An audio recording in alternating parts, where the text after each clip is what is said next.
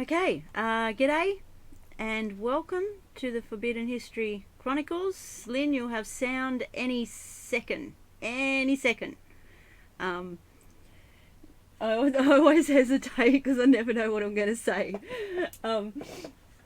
Okay, we'll get straight into it. This is going to be an awesome program. We don't normally do, it's Friday night here. Actually, it's really Saturday morning, but anyway. Welcome. I'd like to welcome any new listeners. You're listening to the Forbidden History Chronicles. We're doing an extra broadcast tonight because we skipped one last Sunday, and you're listening to NinjaCat 111 and Dezert-Owl from the Forbidden History series YouTube channel, and also the Forbidden History Live on YouTube. Links are in the description on all these live streams. If you haven't done so, please go and sub to those two channels and check the bell. Okay, we'll get straight into it. Excuse me, losing my voice already. This was written by Desert, Signs of the Times. In essence, Desert discusses the history of the world and how the unseen hand has been running it from the very beginning of time, who they are and how they have founded all of the first great civilizations that are found all around the world, about who the giants really were, and the ancient Aryan caste and slave systems, the priesthoods, the anti-gravity V-manners, the earth-based misnomered UFOs which are man-made, the control of all forms of communications, commerce, religion, mass media, pseudo-politics, etc. It is the grand deception that is used to control all of mankind, and all instituted through the three main religions of the world in particular, used as their grand cover. Their cybercode has been revealed to him because he has become adept within the study of the ancient alphabets, communications, symbolism, religion, custom, law, cosmology and mythology, not to mention the fallacy of today's political science and pseudoscience in particular. He can also define the true nature of their warfare, their shell game of bringing one civilization up for their temporary use and then taking it down for the next 500-year generational cycle, as symbolized by the classical phoenix. Desert discusses the ultimate in mind control, an ancient art and the financial control, the secret societies and their blood occult rituals, and how they wage all wars throughout all time through the nations that they have created, which are all imaginations, plantations, and mere corporations. They have taken blood oaths to surrender their self-will and mind to their blind goddess who has demanded our blood from the very beginning of time. They communicate to their minions through the movies, TV, and print media, while he can see, read, and interpret most all of it. It all says that they are using us for our ingenuity, for our collective constructive labour, for experimentation, and in the end they intend to kill us all. They have given us full notice of what they are doing and what they fully intend to do, while all of the general population, the sheeple, they merely go there to be entertained. The New World Order is the Old World Order from the beginning of time. There is a major cosmic... Oh, you kitties! Sorry for the interruptions. Okay. They were just having a little bit of an argument. Where was I? It all says that they're using us for our ingenuity, for our collective constructive labour, for experimentation, and in the end they intend to kill us all. They have given full notice of what they are doing and what they fully intend to do, while all of the general population, the sheeple, they merely go there to be entertained. The New World Order is the Old World Order from the beginning of time. There is a major cosmic natural disaster that is about to happen on Earth, and they know it, but they are cleverly leaving us in the dark, hence the reason that they have built hundreds of underground bases all around the world, while they are leaving all of the people to remain unprepared, uninformed, and above ground, so that when it comes, the mere 5% who will survive above ground will die from the weaknesses and disease that has been generated from all of the poisons that they have been feeding us, from the chemtrails to fluoride in the water to tainted vaccines to fake food, etc., etc. They have enslaved us all by the clever means of deception, because we, most all, are their cattle, chattel, property. and because they merely wanted to harness our labour, what they always needed, which is what backs most of the world's currency through the birth certificate, but they are all through with us now. It is written in stone, as it can be seen written in the Georgia Guidestones. To know the truth is to be empowered and to be prepared. We may not be able to stop what has been done and what is about to happen, but the innocent and decent people on planet Earth deserve to know. And that was written by Dezert-Owl, who I'd like to welcome to the program. And g'day, Lynn. I didn't actually say g'day, but g'day, love you. Yeah, g'day, Desert. How's it going? G'day, Ninja. It's going, and you got the ultraviolet light going there. The colors of ultraviolet light represent the hidden light of Yeshua symbolically, and so very nice color. Thank you. And it's interesting star collection that you got on there, and I appreciate your work, all you're doing. And I wanted to start the program today with information that I saw thanks to Yah Love last night on Deborah Tavares' channel on YouTube, which is stopthecrime.net new. I guess that's because they took her other channel down or something happened. So stopthecrime.net new is the channel, but if you want to pull up the quotes, I had to. First, there was a J. Edgar Hoover quote. Okay, I'll see. FBI chief back in the 1950s and 60s, who was involved in the assassination of John F. Kennedy, along with Vice President Johnson and Skull and Bones, Brotherhood of Death, George Bush Sr. It's amazing to realize that these people were the ones who assassinated our own president here. You know, it's just what a world we have. Yeah. Desert, I might have to just go. I might have to go down the list. Okay. Well, yeah. I didn't put Hoover in the titles. I think there's a couple that are. Yeah. Sorry, I think there's. If there was ever a crime boss, you know, mafia type, then you know, J. Edgar Hoover was, and so. Oh, it looks like you took up a lot of quotes. Yeah, I got it. I got it. You'll see it in a minute. Keep on going. Yeah, keep on going, and it'll come up. Excuse me. Oh, there it is. Okay, so here, this guy was bought and paid for by organized crime, and there's a lot of course, interesting rumors about him that you know, don't even care to get into. But he was. They had stuff on him too. So in other words, he was blackmailable because they you know, get compromising photographs of the people they want to use. That's how they do it in government. And virtually everybody in government is you know, been compromised some way or another. Yeah. And therefore they do what's told. It's the way the racket works. You know. So anyway, he said, and I hate to give him credit for the quote, but he based on his own inside experience, of course, he knew the truth, and this is the statement that the individual is handicapped by coming face to face with a conspiracy so monstrous he cannot accept that it exists.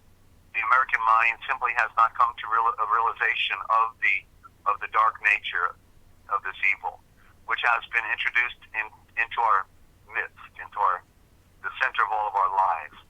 We touch it every day when we just touch the money, which is not money, of course.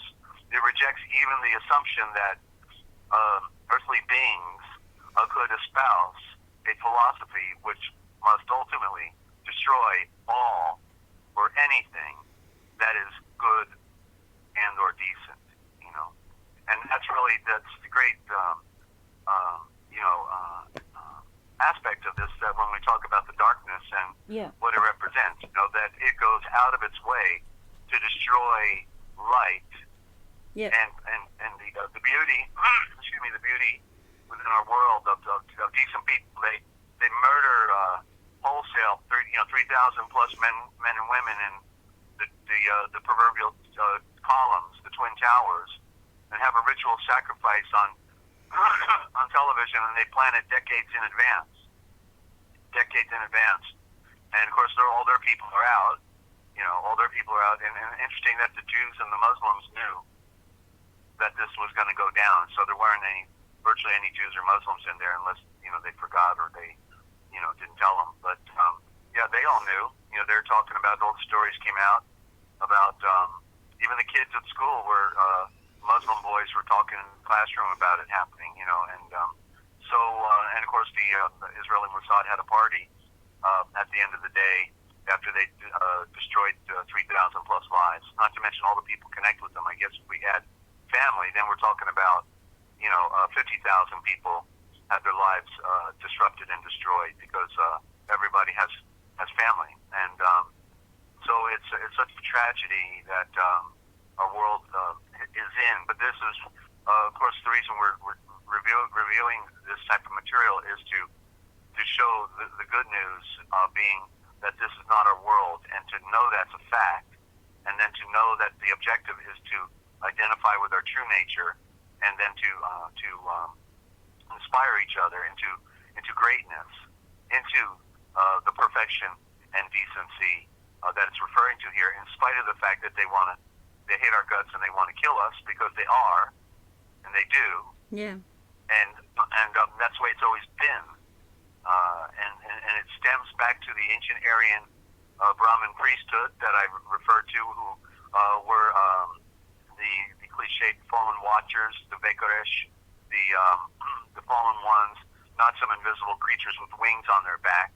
They were the Aryan brothers and cousins of Enoch, and when they came down with a special purpose to bring the knowledge of light, they were regarded as the seed of light, sky gods, sun gods, and instead they decided, with all their great knowledge that they inherited through Adam, that they could instead enslave and conquer the world and have a great party on everybody else. So those are the fallen ones who are bound in chains in darkness. Those are the ones who are bound here forever in this bottomless pit. The earth is a bottomless pit, and so when people read the scriptures, they never get the picture that the fallen ones who are bound in chains forever are in the bottomless pit. They think of some smoking pit somewhere. Well, this is a smoking pit.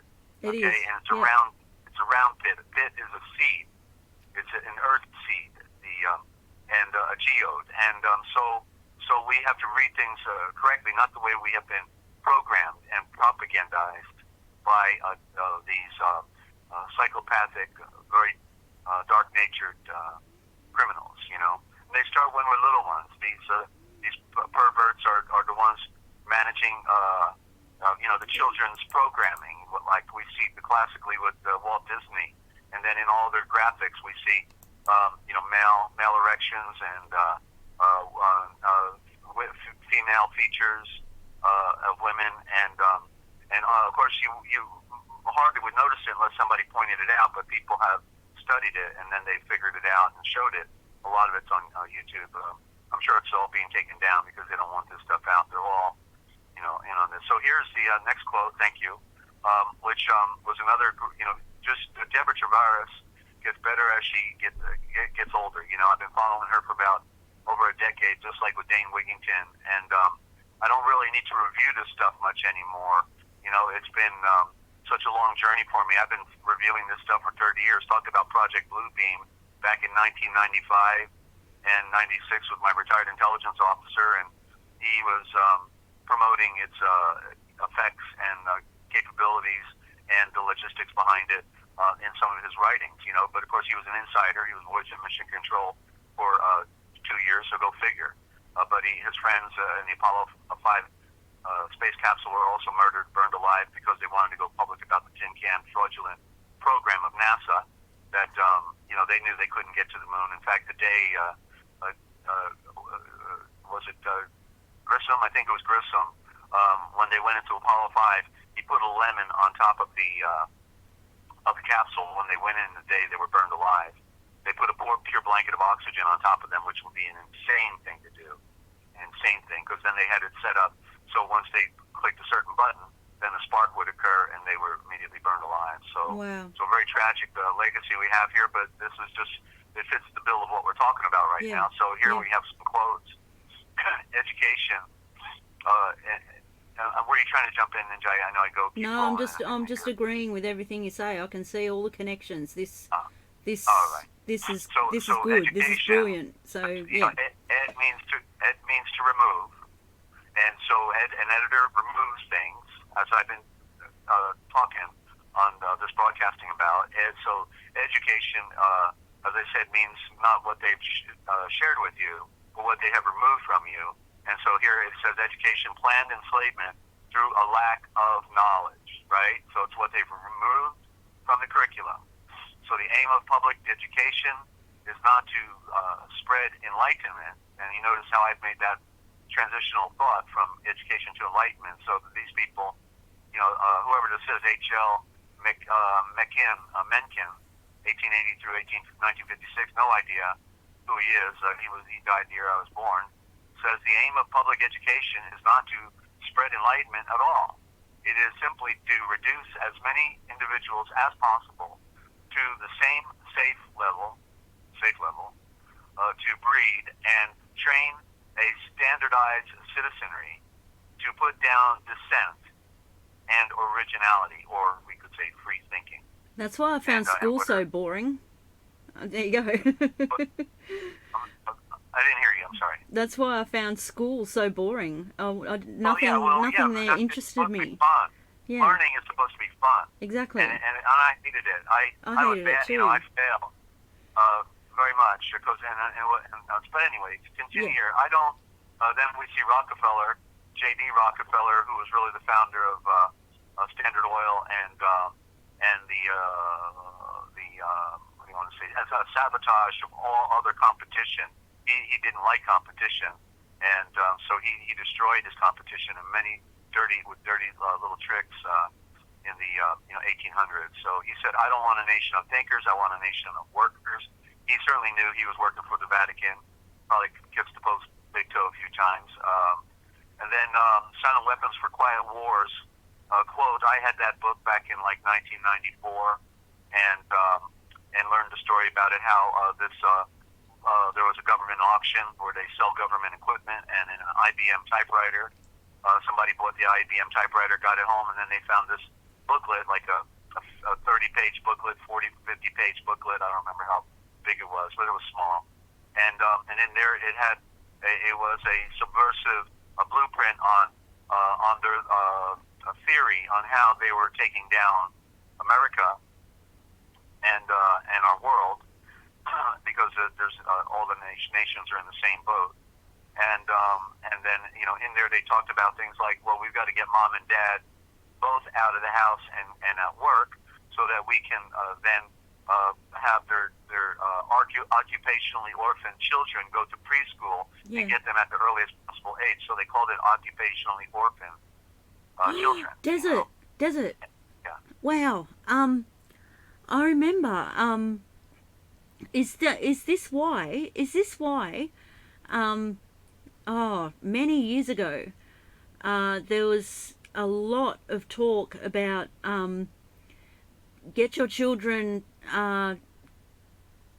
to school and start teaching them reading and writing as early as possible, like while they're still, before they can walk, basically, and saying the reason to do this is because that's the best time for them to learn. They learn faster, they learn better, they take it all in. Is that a lie? Is that why they were pushing that, to get the children to school starting school as early as possible? Like, certainly, that's why they took control of the cartoons and everything else. That's why they squashed Rocky and Bullwinkle, because the people who created that cartoon series with all the wonderful other clips they had with Mr. Scientist, I don't remember the guy's name anymore, but they had a scientist program. They had then Snidely Whiplash, was the banker. They portrayed the bankers as being crooked, and they had all these creative cartoons that told a story, and so that's why they sabotaged Rocky and Bullwinkle, because these people were putting positive messages subliminally within their cartoons, and so Bullwinkle and Rocky get taken down, and then Disney and the others go up, and are promoted, Mickey Mouse or all of them. I mean, there were so many, and we always saw the classic cartoons had the sinister guy who wants to rule the world. He wants to conquer the world, and then right. And then there's the hero who comes. But it's funny because that portrayal of wanting to conquer the world was portraying actually what they were doing, but it was a collective effort, and not just one mad scientist. So but then of course all the subliminal stuff is in all of those cartoons. Like just what comes to the top of my head right now. When I was in the 1950s and still in diapers, we had what they called Looney Tunes, and the Looney Tunes. I remember the Looney Tunes. They didn't even talk.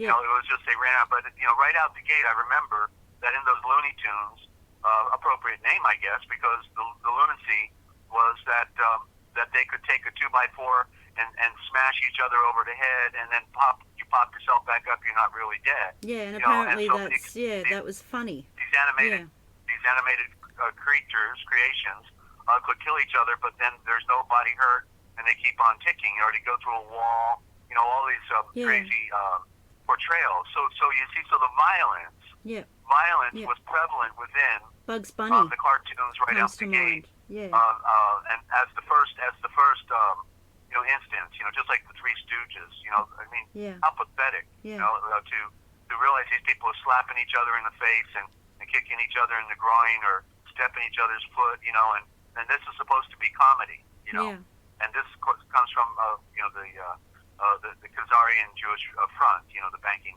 front that funds all of this. How did you ever hear about a Hollywood movie, going into the IRS court? Did you ever hear of a movie, being portrayed as committing fraud, and the producers going to prison? No, never. You never hear anything about that because they're funded by the banking. They're all brotherhood in the Khazarian front, that's working for the Vatican. So anyway, let's not belabor this too much. I've got good news to share. And do you want me to go on to the next one? Then I'll go. No. I'm Silent Weapons for Quiet Wars. Quote: the quality of education given to the lower class must be of the poorest sort. There you go. That's called outcome-based education. They never really told us what the outcome was going to be, right? Like, if that ain't an oxymoron, outcome-based, outcome what? I'm sorry? Outcome-based, what's that mean? And so they use these very clever terms that don't define anything, like change. Well, we're going to have change. They always say change. I think that they mean that's what's left in your pocket after they take everything else from you. You got a little change left in your pocket. And Shannon, good to have you to the broadcast, and out there in D.C., Virginia, and so the change is the code word, and it was first coined by Leslie Gelb in the annual report of the Council on Foreign Relations back about 1992. I got a copy of it because I created the organization that was the antithesis to the CFR, called the Council for the National Interest. So I was studying the agenda of the Council on Foreign Relations, and so change. Leslie Gelb coined it first, and after that, every political acceptance speech by any politician would always say within his acceptance speech, or in his when he's running on the campaign, we're going to have change. We're going to have change, but they never tell you what kind of change you're talking about. I thought we were supposed to preserve and protect everything and not change anything. If we had legitimate freedom, of course. And so we can see these oxymoron terms that they have handed us that don't really make any sense, and it's a code word. And change, as you can hear in the word, also sounds like chains. Yes. Like they're going to put you in leg irons, right? Yeah. Chains. Yeah, we'll chain you up. And so this is the insanity. Let's try to quote again. The quality of education, which means to remove everything that's important, given to the lower class must be of the poorest sort, so that the moat of ignorance, isolating the inferior class from the superior class, is and remains incomprehensible to the inferior class. With such an initial handicap, even bright lower class individuals have little, if any, hope of extricating themselves from their assigned lot in life. This form of slavery is essential to maintain some measure of social order, peace and tranquility for the ruling upper class. Oh, there you go. So each political state they created had to be better than the last political state. If we look through history, we can tend to see that. The next state, like Greece, had all those beautiful monuments, and it was a new idea or philosophy of independence and free thinking and philosophy, but of course that satellite didn't last too long, but they were used to take down Persia because Persia was too independent, too free thinking, and had a beautiful spiritual philosophy. They didn't want to eat everybody up, consume them. The Persians had a very great tolerance of independent thinking and spirituality because they reached into the farthest parts of the world and didn't want to convert everyone like the Roman Empire did. So that political state had to go down. They used Greece to do it, and of course Greece has then the more superior technology that comes along to take them down. It's always the next state has the more superior technology. Yeah, love, good to have you here. And but look at that technology they had. They had the long spears. They had these really super long spears. They had these helmets that made them look very intimidating when they put them on. So they were state of the art. But the question is, who builds all those monuments? How could a dirt poor nation build all of those fantastic monuments? It's clear that the merchant class, the Phoenician, Canaanite, redhead spotted, working with the Aryan cultures, we're all working in tandem. There was no one, just independent nation like Greece. They were all independent satellites, but all working for the unseen hand. The unseen hand is always behind the scene.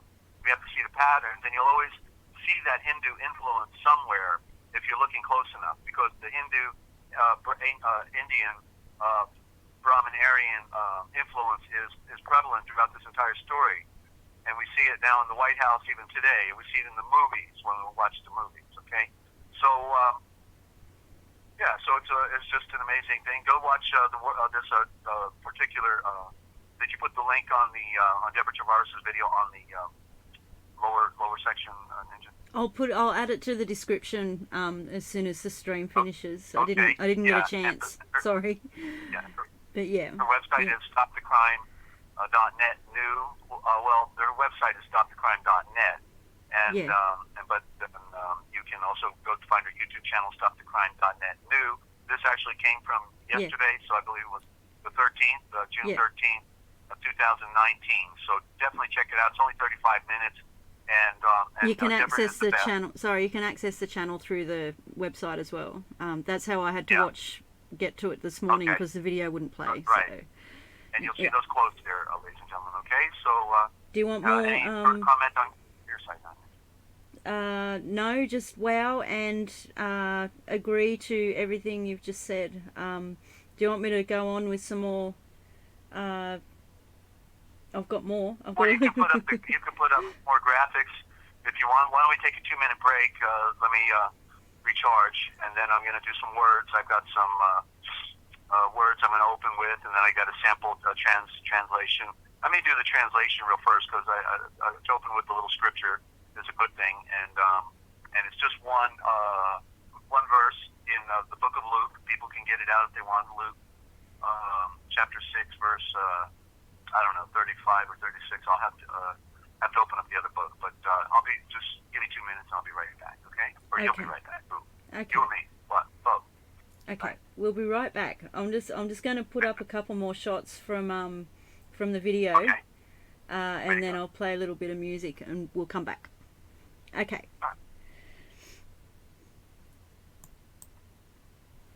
Okay, so I'm going to have to do a little song and dance while I put these up because I have not added music to them. Okay, I'll listen, and then when you're done, I'll come back on. Okay, so just do that. On the spot ninja. Yeah, I know, right?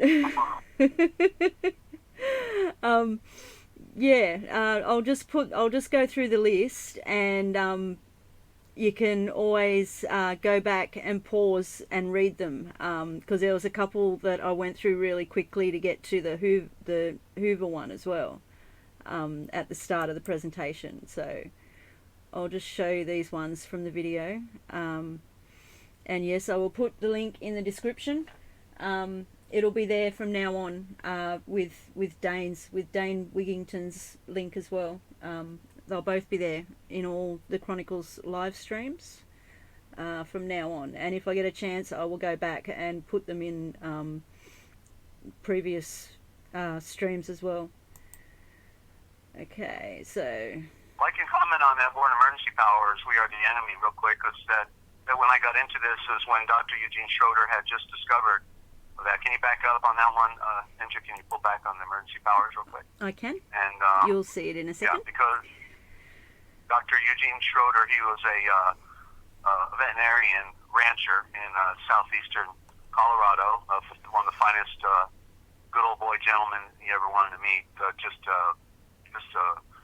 And so dedicated to the cause. So he produced a video, or at the time we used VHS videos, and a book, 8.5 by 11 book on the Emergency War Powers Act. And the first public meeting I went to where we had speakers come to Houston, he was one of the speakers, and so I was immediately immersed in this issue with the War and Emergency Powers Act, and got to stay in touch with Dr. Schroeder and be inspired by him with my organization and my efforts. So war and emergency powers, the bottom line is there is no law. The banks declared a holiday. There apparently have been several emergency powers since maybe at least since 1812, and then with the Civil War, then with the banking, and then in the 1950s, and then apparently 1970s or 90s, it continues. And every year the El Presidente has to sign the emergency powers so that they have dictatorial power, complete, as it says right there, complete dictatorial control. So the banking, this is a result of the banking. So has nothing to do with national government agenda. The bankruptcy means America no longer exists. No longer exists. And that a state called the United States in all capital letters in that style is on paper only. And the resources of this land has been repossessed and is occupied by foreign agents of all agencies, or foreign agents, and including police agencies, sheriff's departments, you name it. All are what's called de facto. They're not in law. They're operating under covert rule. What's called actually martial. It's called martial law rule. And martial law rule means unannounced martial law. They're not telling you. And so the objective is simply to keep the peace. So the bankers declared the emergency because they stole all the gold, and they transferred the money system, and of course took over. Basically, just took over. So this whole notion, this whole charade, we've been watching for years in Washington, where it says where they get the congressman, he's reviewing the head of the Federal Reserve Bank, saying, well, what about this, Mr. Chairman? What about this, Mr. Greenspan? Okay, Mr. Funny Money, and what about this? How much did you spend on, they throw all these questions looking like, we may just have to investigate you one day, independent agency, because Federal Reserve is not a government agency. It is a independent institution. It's not in the government pages, it's in the blue pages of the phone book. And so they are independent, and they are the true sovereign from the standpoint they're the receivers of the bankruptcy, and therefore they get the money from the United States Treasury to make it look more legitimate, like the Treasury in the United States or Washington is in control, but it's all the grand illusion. So the Federal Reserve is the head, and Washington is the tail, the puppy dog wagging its tail, doing what its master tells him to do. And so it's all a charade, it's all a great front, and they need the media, the Jewish banking media, to make it all look legitimate. They got to create the phony arguments and the sensational interest and all that. While they also talk about Tammy and Bidby, they want you to know what's happening in somebody's bedroom, and then got everybody mesmerized and pulverized and sanitized, so that they can't think anymore. But the total brainwashing is in full effect in this major operation of dominating our world. So the whole idea is there is no law. It's all based on public policy. The whole idea is simply to keep the charade going, keep the peace, do what you got to do to keep the peace, pretend pretend law, but have a party at the same time. Go ahead and rape women and children, drink their blood, ritual sacrifice, whatever you want to do. It's okay, secret brotherhood. Just don't mess with the gold, okay? Because in gold we trust. Just add the royal vowel L to the back of a dollar bill, funny dollar, and it's in gold they trust. That's what they want. That's why they put it on there. Wow. Yeah. But of course they want all the other resources as well. So the oil, the mineral resources, you name it, they got it, right? And so as we read in the Informer yesterday or the day before, what was that? That all we do, we have the illusion of buying property, but we're really just renting it, because as soon as you don't pay the tax, then it goes back into the coffers. You see, so it's all a shell game. That's all it is. And so have at it, Mr. and Mrs. Smith. Enjoy your world. It's not your world. That's the good news, and that's where we're going once Ninja's done. I'm going to give it back to you, Ninja. I just wanted to mention that because that was one of my studies, and I felt it was worth commenting on. No worries, Desert. Yeah, now you've put me on the spot. I'm just going through the last two screenshots that I have from the video, and I want to thank Love for putting the link in the description. I want to thank Lynn for putting the website in the chat. Yeah, it was Love who got this video to me yesterday, and I watched it just before bed, and it was great because it's short and it's concise. She don't miss a trick. Is the nicest lady. Yeah. Putting her life on the line like this. She must have a great husband to drive her around everywhere. And she covers everything. Yeah. But they know the truth. They don't have any future. They know it's game over. It's just a matter of time. Okay. And a point that I remember about this. Because what Deborah says in one part of that presentation, whereas they're going to turn the power off, and then as the resources are depleted, and of course we know that the produce is going to go down because the harvesting is not looking too good these days around the world, especially with all the flooding and all the drought, the manipulation of the weather. So the point that she was making was that there would only be so much, and I can't paraphrase now the terminology that she used, but the bottom line, the implication was, as the resources go down, we will be depopulated, and that will be the prison camps, that will be the guillotines that they have, waiting for us. If they just don't use, the Homeland Security and just use their hollow point bullets, their 3 billion bullets or whatever they purchased, and they're going to use against us. It's interesting that the Homeland Security has their headquarters in Toronto, Canada. How did that happen? Right?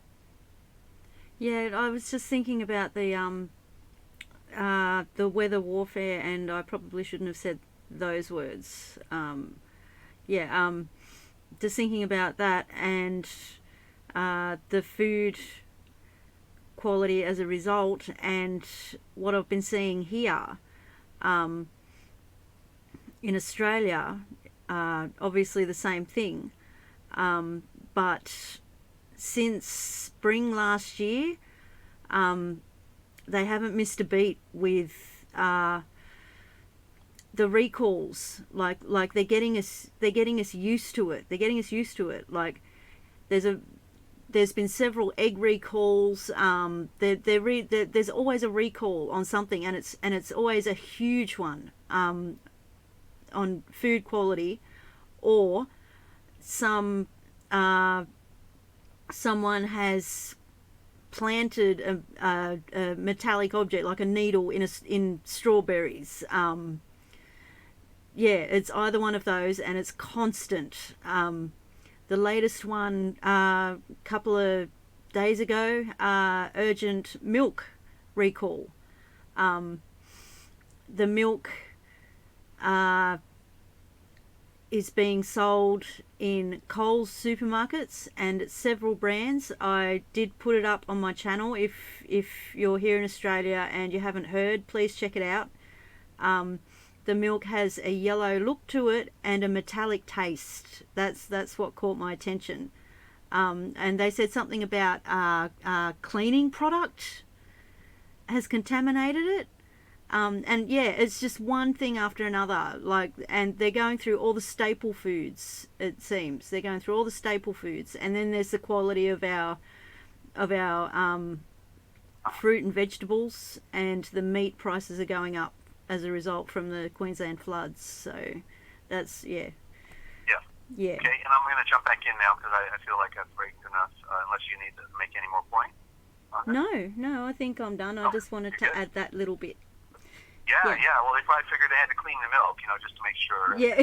Okay. They washed the milk, so now it's homogenized, pasteurized, and sanitized washed.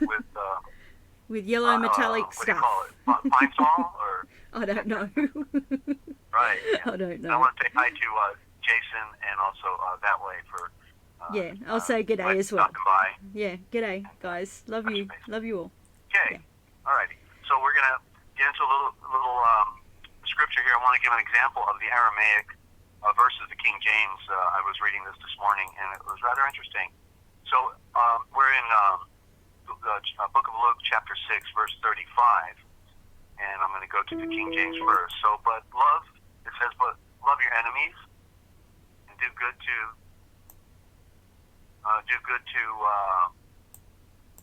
and lend, hoping for nothing again, and let your reward will be great, and you will be the children of the highest, for he is kind to the unthankful and to the evil.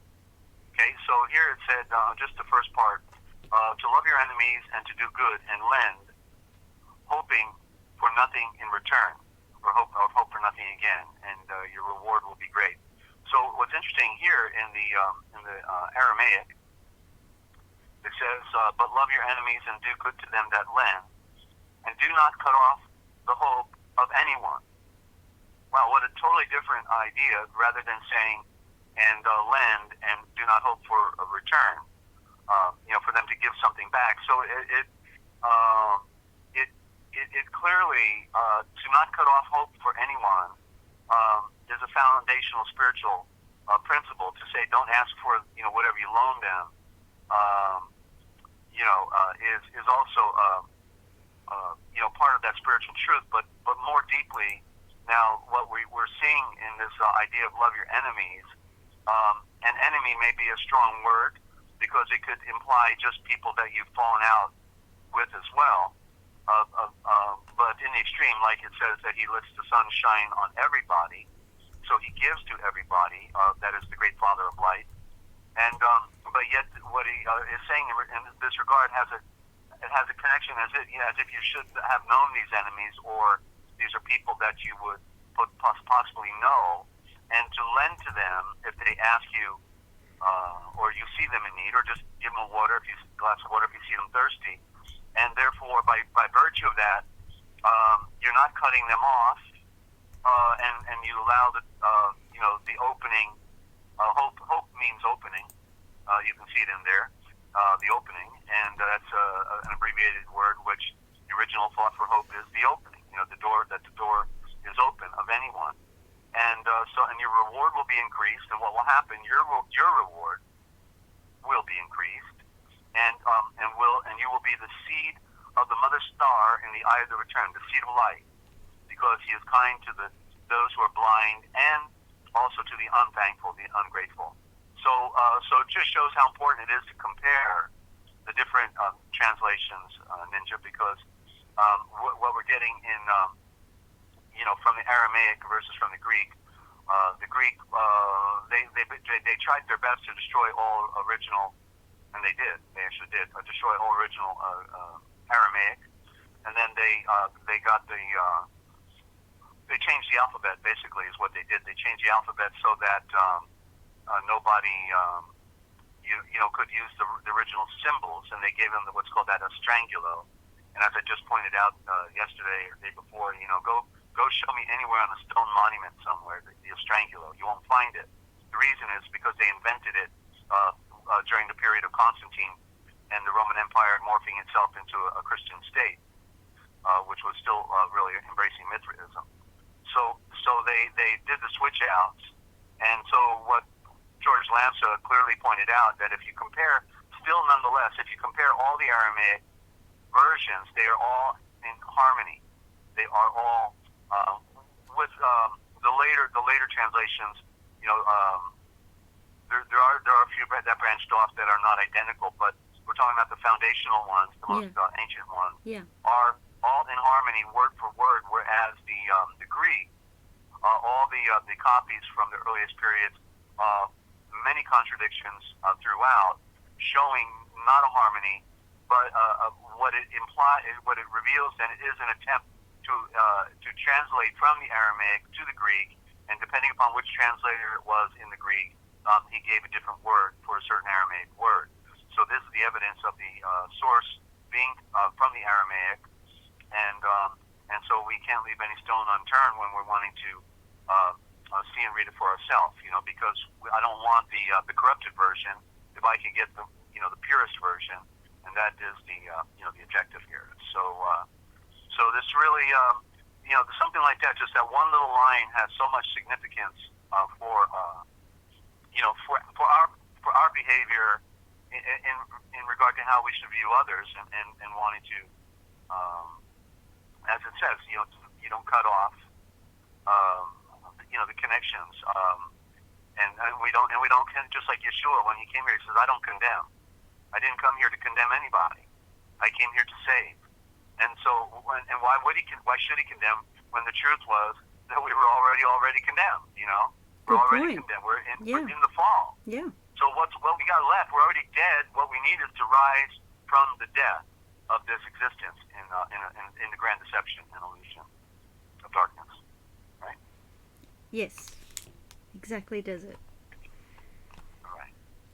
So, and want to welcome our new listeners. Any new listeners out there, and of course all our regular friends that keep coming by. And we have no script. No script. Okay. Well, we got script here. We're sharing it, and so just check us out. Okay. And we've got a lot of back broadcasting as well. We're going to talk about words now, and taking off from that introduction on the scripture there.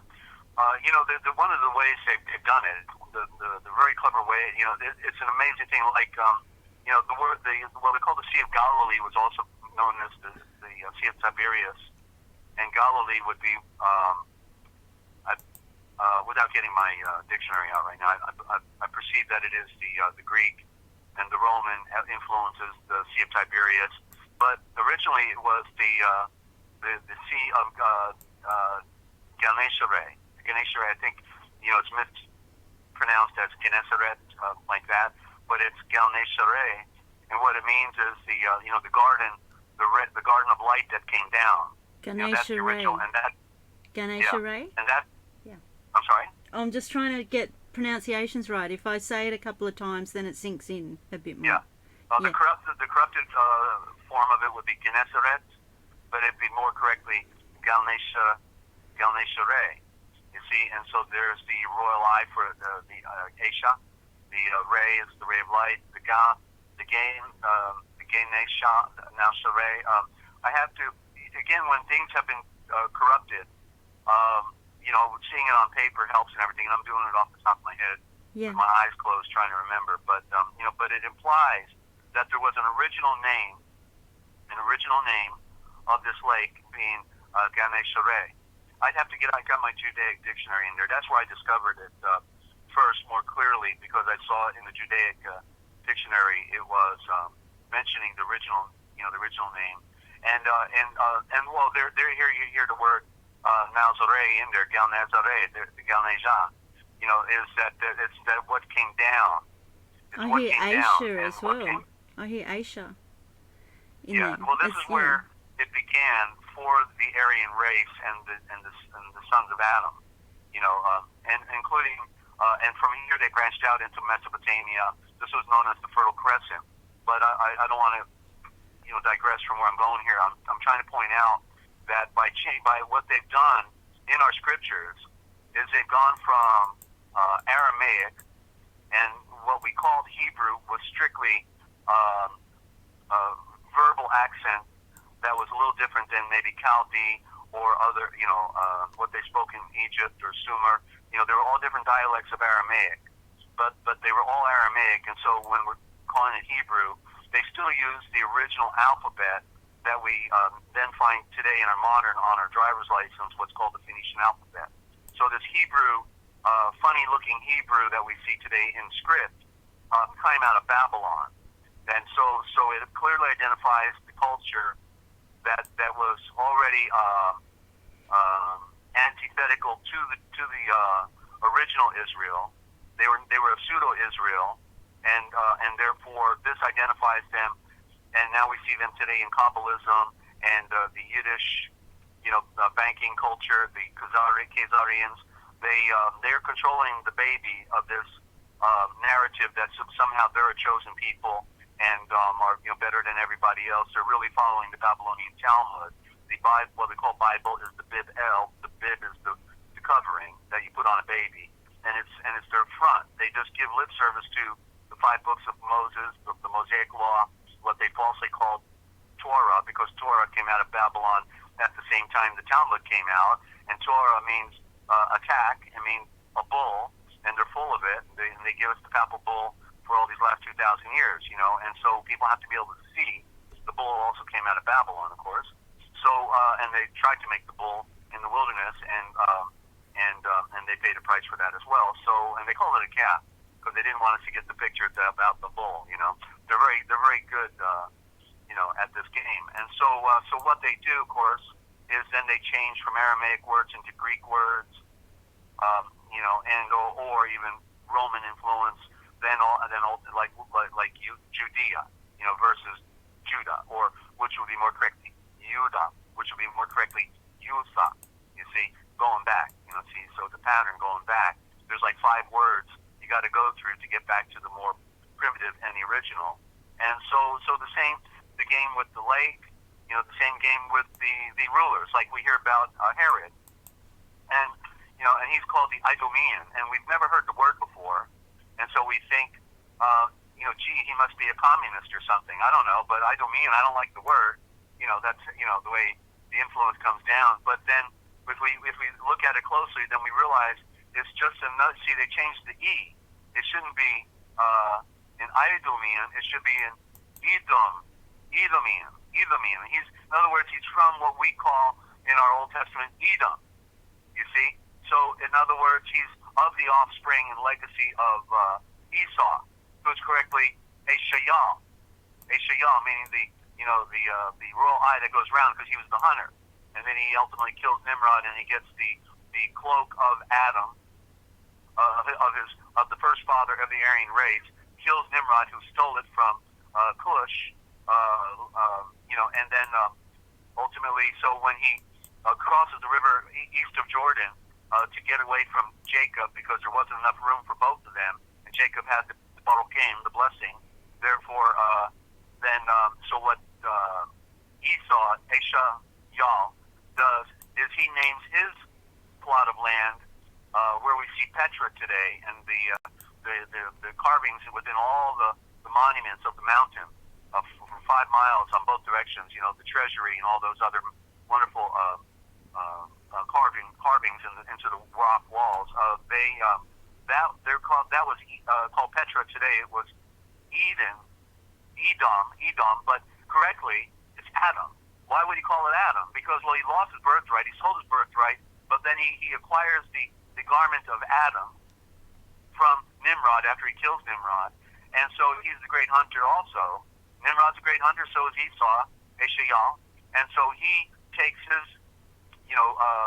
inheritance over across on the east side of Jordan, and he calls it Adam. Makes sense he would call it Adam when he wanted to claim his Aryan inheritance, right? And since he already sold his birthright, so he did whatever he could to regroup and maintain some type of recognition for his heritage that stemmed right through Abraham as well, Abraham, right? See what I'm saying? Yes, sorry, I was just taking a sip of coffee. That's okay. So we go from Idumean, or we went from Adam to Edom, because they don't want us to get the picture. Yep. They don't want us to make the connections. They want us lost in La La Land. They want to control the narrative, and then Edom becomes Idumean, and we never, ever get the picture. And so this is the problem we have. It's called the confusion of words, and then we add it into English. So like the word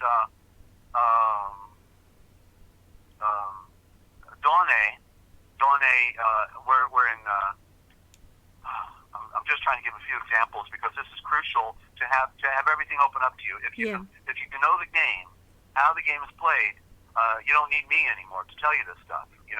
Because it's the way they operate, and then you can see and read it for yourself. You do need to get dictionaries, including the Bible dictionaries, and there's like 5 different great ones. I got them. I got basically all of them now, and I compared them because one will say something in one of them, and it's not in the other one. But like when it said that Sarah in Hebrew, the book of Hebrews says Sarah called Abraham, who was correctly Zavramhaim, the sovereign. That's where the word sovereign comes from. She called him Lord in the English. Lord in Middle English means our mother who gave us our bread. And how did that happen? Well, where did that come from? And then, but we then see in the scripture, in the Aramaic/Hebrew, it says Done or Adonai. The A is silent, but it's Don A with the silent A at the beginning. The A is speaking at the back. So you got 2 A's. One's consonant, one's a vowel. The Don A, and the Don A is the dawn is the rising, of course, of the sun. And the A is the I. The Don A is the Dawn I, and that's the eye of the sun. So now we got the graphics. So now when we hear the terminology about Lord in English, our mother who gave us our bread. Well, who is our mother who gives us our bread? Is it not the sun? The sun is the virgin light that come down, right? Represented by Mare, and is also known as the Fae. So our mother who gives us our bread is the light. It's the Metzor. It's the Metzore. And so let me not lose my point here. So we see then, therefore, when she didn't call him Lord because that's modern English or Middle English, and Dawn was very possibly used and comes is a pure Aramaic root, even though it was then used by the occultist and the Hindus and the Talmudists, because when you switch the letters around and read it backwards, Adonai becomes India. Adonai is India, because they corrupted it. But if you go back to the pure spelling, you don't get it that way. You see, so the trickery is there. And so literally what she was really calling them then was, in the literal sense, because we had to get the picture, she didn't say, you are my Lord. She didn't, and when she said, you are my Dane, what she really was saying in the literal sense was, you are my sunrise, which implies then, you are my everything, because everything comes from you. You see how beautiful it becomes when you know the original meaning. He represents the light of the sun in that metaphor, and so it's so tragic. We have a poetic, heritage of thought and expression that has been manipulated by these controllers we just read about at the beginning of the program that want to make sure we're as dumbed down as possible. Yeah. And we'll just eat grass all day long. Don't leave me. Don't know anything. Don't want to know anything. Please just tell me what line to stand in. I'll be happy to stand in line somewhere. Somebody give me a line to stand in, please. I need one. I haven't been standing in one lately, And sorry, I was just thinking how much I hate standing in line. I'm telling you. And so anyway, and there would be a silent A, of course, in front of that Yalla, but that's okay. She's just giving the expression of the 2 words, dawn and A. Dawn A. The dawn is an A-Y is the original word for I. E-Y-E. A-Y is E-Y-E. Okay, so just like we see it every day, but have lost connection. The same thing when we did the yoke the other day. We talked about the yoke. We open an egg, and we never make a connection that it's nature. It's Yahweh. It is the great Father and His Son, His pure seed in the mystery, speaking to us. By the way, you have eggs every day. Don't you notice that it looks like the sun, and that it has, and that's why it's called egg, or 2 G's. The G represents the sun, so we got A G G, not E G G, but A, because you hear the A sound. Egg, not egg. It's not an egg. It's an egg. A G G, meaning the second sun, reminding us that is the seed, that is the great egg where all of our creation came out of, from the light. And the occultists would rather have you think it came from a big bang out of a garbage dump that just suddenly blew out everywhere in the cosmos, just like an airplane crash or something. But of course, it was the subtle energy. It started with the word, the Eshavor, the sound vibrations, and then out of the sound vibrations came the atomic creation. From the atomic creation came the compounded atomic gas and forms that began to develop, on the microscopic level, then continued to build and climb in its geometric structures through mathematics and diversity, and then ultimately we get, everything else that we see, from starting with the star, starting with the sun, because they all come together in the gravitational pull, and then basically the sun is the great atom, falsely called Eden. Another code word, just like Edom. Eden is also the atom, just like Edom is Adam. Eden is the atom. And they're just having a wonderful word trick on us. That there's a battle between the D and the T, and there's a battle between the E and the A. And when you know the game and how it's played, you don't need me anymore, okay? That's real simple. And so then out of the light comes all the creation. Let there be the breath breathed, moved upon the face of the cosmic waters, right? The breath, and breathed into that orb, that of gas, and then boom, it's lit on fire, and then everything else comes out of it. You see, it starts with the light. Let there be Zorain, and then there is, and not was, but is. See, they got everything past tense. Those wonderful tricksters. In the beginning was the word. In the beginning, well, what, was. What about no longer is? What do you mean? Look at those words. The smallest words are the most powerful. They control everything. Like right to bear arms, right to bear arms in the future never comes. You can go in court and say that. The judge will agree with you. You're still going to prison for possession of a firearm. You have a right to bear arms, but that never comes because it's future, like going to the store. You're not there yet. You see how important those little words are, Ninja? Yes, I was just seeing the reverse of the word was being saw. Saw. Yeah. Yeah, I don't see it. I saw it. Very Yeah. good. See, she's reading words back now, ladies and gentlemen. Thank you. I'm rubbing off on her. She's getting it. Yay! Well, All right. yeah. Please continue. Take it to, go ahead. I'm sorry. Oh no, I was just saying, please continue. That was all. Yeah. All right, thank you. My hostess. Hostess right here on NinjaCat 111, bringing you to Forbidden History Chronicles, what they didn't want you to know, but we got to spell it out because somebody has to do it, ladies and gentlemen. And I am just the navigator who has been navigating through these dark waters all these years. And I climbed a mountain one day, and as they say, the rest is history. Look out when you want something and you climb a mountain. You're very apt to make the connections, and see things like you've never seen them before. It's the great will of Yeshua. He is the tree of knowledge. He is the revealer, and he's hiding, of course, right in front of us. Nobody can see. They see the Jesus, which is the occultic version of our pure tradition. Jesus, literally in the Indo-Germanic, means Jesus, more correctly, is you pig snout. You see, and just like Yeshua from the Babylonian Talmud, Yeshuah is means it's a curse. It means may his name be blotted out forever. So they got us using these words Yeshua and Jesus when we come from a tradition that has no bearing on those terms. It is Yahshua, the A, because the A is first. The A is representative of the light, and I can go on. We've talked about these things over and over. I repeat it because I know we have new listeners probably coming in, so I back up a little bit. But I'm trying to move forward. We need to hear it more than once, though. We all need to hear it over and over and over because we've been so programmed. Yeah. This is a deprogramming program, ladies and gentlemen, and welcome. Okay, and so whenever we can, I wrote this quote down. I think I was laying in bed, and I believe that's what was happening.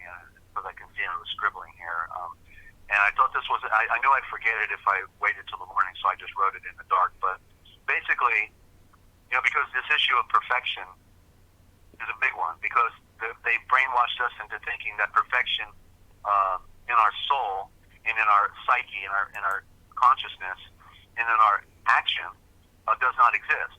Okay, so let's talk about action. Can a violinist play a song perfectly using an instrument that has no frets? Like a guitar has a fret. It's a lot easier to play a guitar because you know where to put the finger, but you don't have any frets. On a violin, you got to know microscopically right where to put that finger, you know. And we can see that the psyche at one point takes over subconsciously. She can't do it consciously. She just got to roll, and she can play the song perfectly, and that's perfection. So the psyche and the subconscious and the physiology can all put on perfection and act, you know, in harmony. And then we look at nature and we see the flowers and we see everything around us as perfect. Yeah. Right? There is a chaos. Chaos is within nature as well, but that's a part of nature. But we're talking about the beauty of nature and the you know, there's so much of it. Look at, you know, the dolphin, or what do you want to talk about, you know? All of nature. Look at the redwood tree, you know, biggest living thing on the planet. All have their own elements of perfection. But yet then we deny the perfection by saying, you know, nobody's perfect. That's what they brainwash to say. Nobody's perfect, and you know, and therefore, but yet the scripture says that Noah was perfect, and Abraham was perfect, and Enoch was perfect. So okay, so there were Melchizedek, you know, so okay, so there were. Now David wasn't. Okay, we know David wasn't, and yet for some reason he loved David more than anyone. It's probably because he represented mankind, and he represented the fall, our fallen state, and it was implying how he really loves us and wants to save us. And therefore, you know, even it doesn't matter if you're even stupid like David and a murderer and an adulterer and all these other things that he was, you can still be saved. So this is a rather interesting picture that's created, but nonetheless we see perfection exists. So whoever can admit the error, okay, whoever can admit the error, because we fell into the error in the fall. Whoever can admit, you've got to be able to see the error, and can then put on perfection. So you see, it's real simple. Putting on the perfection is recognizing the error, because in the fall we're all screwed up, and so we have to come out of the fall into the light, from the darkness into the light, from the corruption to the incorruption, from, you know, you see what I'm saying? That it's an opposite from, you know, if you were corrupt, then what did Yeshua want to do? He wanted to make us incorruptible. Do you think criminals are Yeshua, right? I mean, come on, look at it logically, right? How can criminals, murderers, right? But they come out. They become virgins. How did that happen? Well, it's a great mystery. It says that they're virgins with their lamps, waiting to turn on their light, with their lamps, holding their lamps, waiting till the marriage happens, and the marriage is when you're ready. And then in the great mystery, he comes down, he breathes with the great breath of the wind and fire, and you are transformed and fulfilled. Lazarus, rise from the grave. Lazarus, come forth, you know, and you rise into a life eternal, death no longer having dominion over you. That's what the scripture's teaching, but nobody really, you know, gives us this, you know, dialogue here to, you know, express it perfectly, because we become new. If how can that which is old still be all screwed up and new? Ninja, could you tell me? You can't, right? I can't, does it? If you're new, you know, if you're corruptible, then you become incorruptible. If you are imperfect, you become perfect. Yeah. Right? If you're in the darkness, then you're in the light. You see, there's a distinction from one side to the other, right? Both can't exist words, at the same time. Yeah. In other words, I'm sorry, go ahead.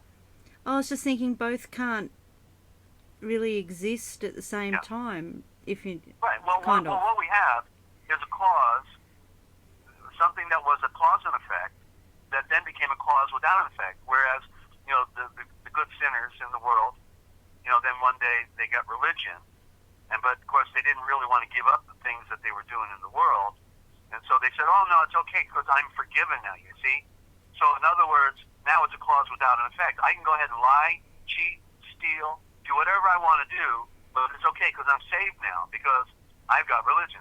You see, and it's a cause without. In other words, if it was unlawful to do wrong prior to the religion, if it was death, because the wages of blindness is death, all of a sudden now you can do things that are dead, but it's no longer death reigning over you. You see how stupid that is? Yeah. You have to stop doing the things that were creating death, that were bringing death. The wages of blindness or sin is death. And so So now the wages are no longer there if you do those things? I think it is. But yet, Yeshua said that death would no longer have dominion over us. Whosoever he has set free is free indeed. You see? So realize that the narrative we're hearing every day out there from all these Masonic, Jesuit, whatever, preachers, is the grand deception and the great lie. And we're not hearing the truth anywhere. Unless we're reading it ourselves, but they've even corrupted our translation. So we're at a real disadvantage. At a real disadvantage. Not anymore, Desert, because we have you to to show us. Okay, let's continue then. History is the teacher of life. I just wrote that quote down yesterday, and the Latin is Historia est vitae. I'm not going to try that one. Magister means history is the teacher of life. Wow. Okay, so that's what we're doing here, forbidden history. And education, again, ed means to remove. It's the opposite of add. There's the battle between the E and the A again. Add, like addition, versus education. And education is planned enslavement through the lack of knowledge. And an editor, they even have an editor for the Nag Hammadi library. Wonder how that happened. So they removed certain things out of Nag Hammadi. They wouldn't let them translate it properly, transliterate it, and that's why they give it a bad rap, because nobody can see and read it for themselves properly, because it's been manipulated by occultists, and that's why Dan Brown, in his the Real Da Vinci Code, they use terms like Gnostic, and they talk about the Nag Hammadi library, and nobody knows what to think of it, because I even had one young guy one day in his early 20s on the phone with me, and he says, those guys in the Nag Hammadi library, they were child molesters. I'm saying, well, let me see, I've been reading the Nag Hammadi for about 40 years now. Can you tell me where that is? I've never read that. And he said, no, I don't know, but, I'm sure, I said that stupid stuff when I was a teenager. I remember I said to my buddies, I think Jesus smoked pot, and he had a little pipe in a little bag, and he went, and he pulled it out whenever he wanted to. So maybe I heard it from a friend. I think I did. I heard that too somewhere. I probably saw it on YouTube somewhere. I don't know. I heard the same thing somewhere. Yeah. Please continue. So when we're stupid and naive, we're willing to say anything. It sounds good. Yeah. Sounds good, And but no, it didn't happen. I'm sorry. And I kept looking for that pipe and that bag, and I never could find it. And so register is Regis Star. It's two words. Regis is the regal. It's the royal. And so literally register. So when we have to register our property with the government, we have to register for this, we have to register for that. So literally it means Regis Star. And so it means that you're literally handing it over again, just like we talk about with the banking and the Federal Reserve and all that, handing it over to the royals. And they're the stars, okay? You're the peon, and therefore it's a royal star, meaning it's a royal star. To register as a royal star because you're giving it to the royal, back to them.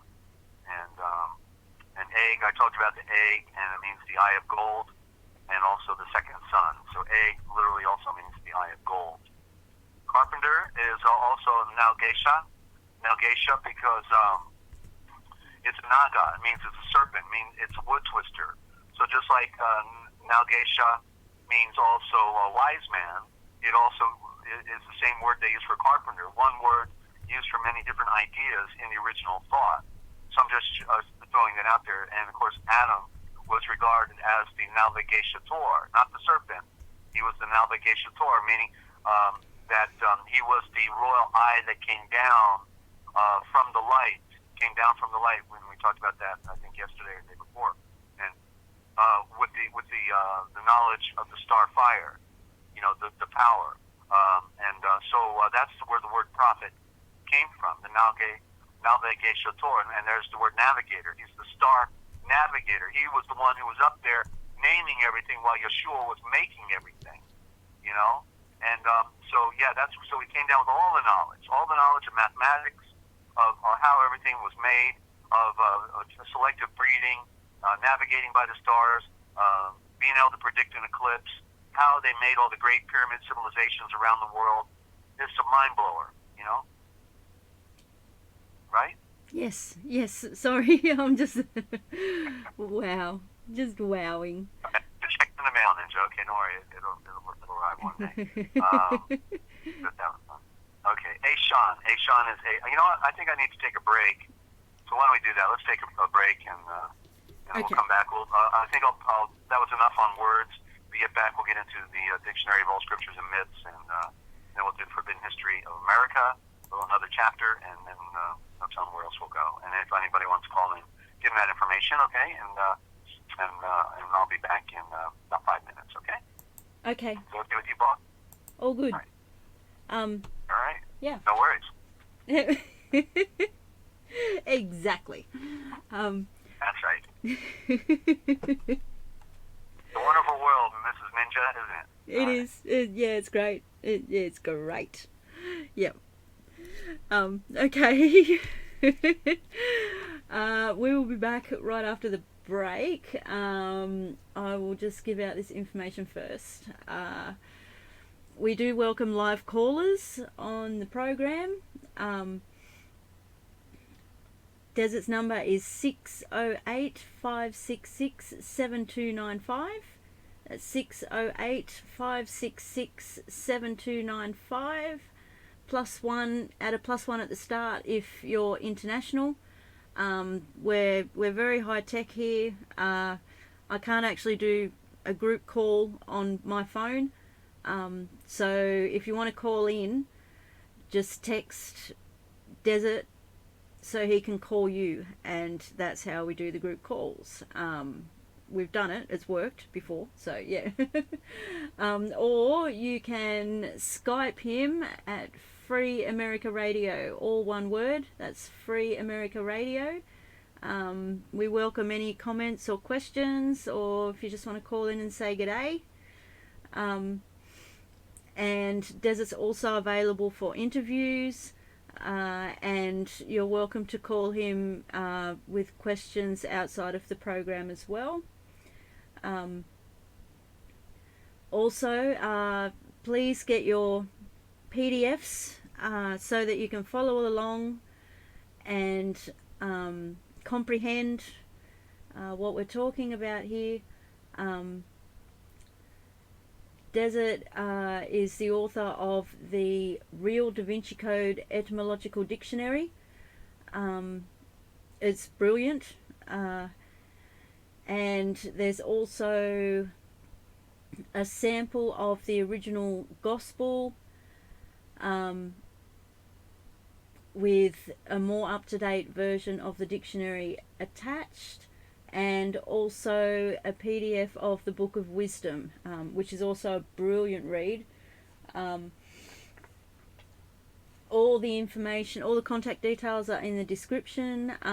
You can email me and I can send you the PDFs so you can see and read it for yourself. I don't think I've missed anything. Sorry, I need another cup of coffee. Okay, we'll go to a short music break and we'll be right back.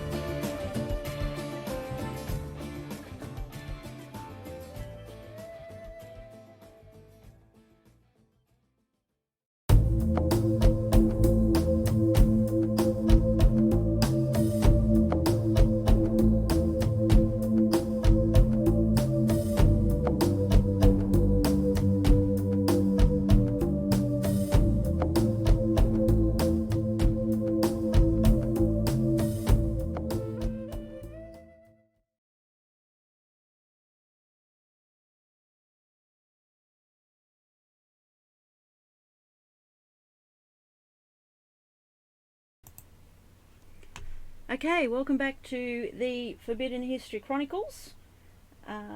You're hearing it first, here with NinjaCat 111 and Desert-Owl from the Forbidden History Series YouTube channel, and also Forbidden History Live.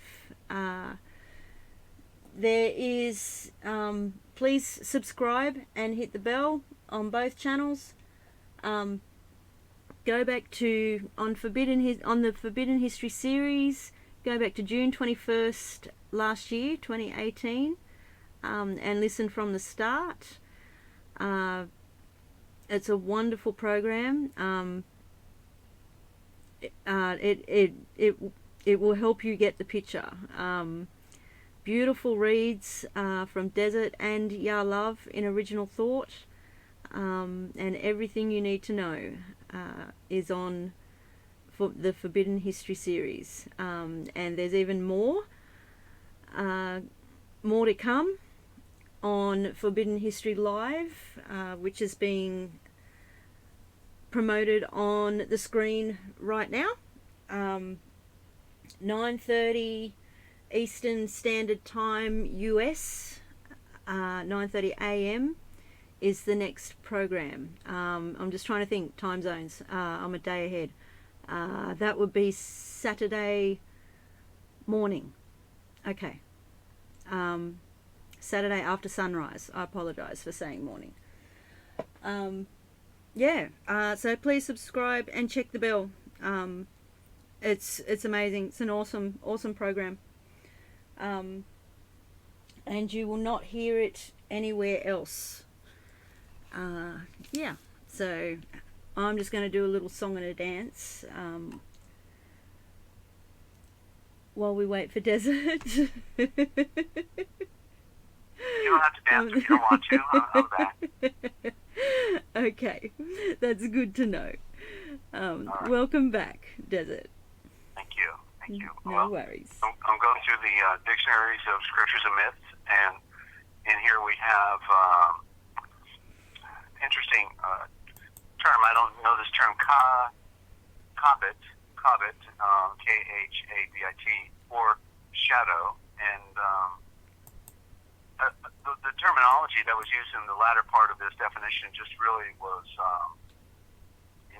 intriguing for me, so I'm going to read it because of that. It's an interesting definition anyway, but the way it said certain things, it was totally unique, and that is out of A. McLaren. At the end, it'll be out of his sermons, second series.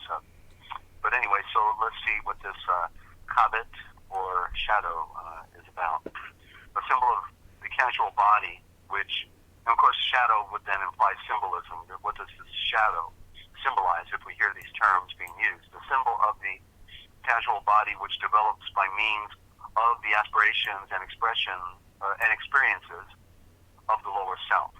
Okay.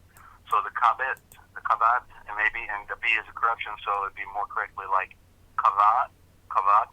So it's the ka, as I'm remembering the meaning of that word is sort of like the will is within that, and there's more. These words have multiple meanings, but so it could imply the will of the serpent. So the kavat seems to have been nourished by the offerings which were made in the tomb of the individual. So the body's the tomb, I mentioned that, and to whom it belongs. So it seems to be pointing towards the serpent, and that's tense.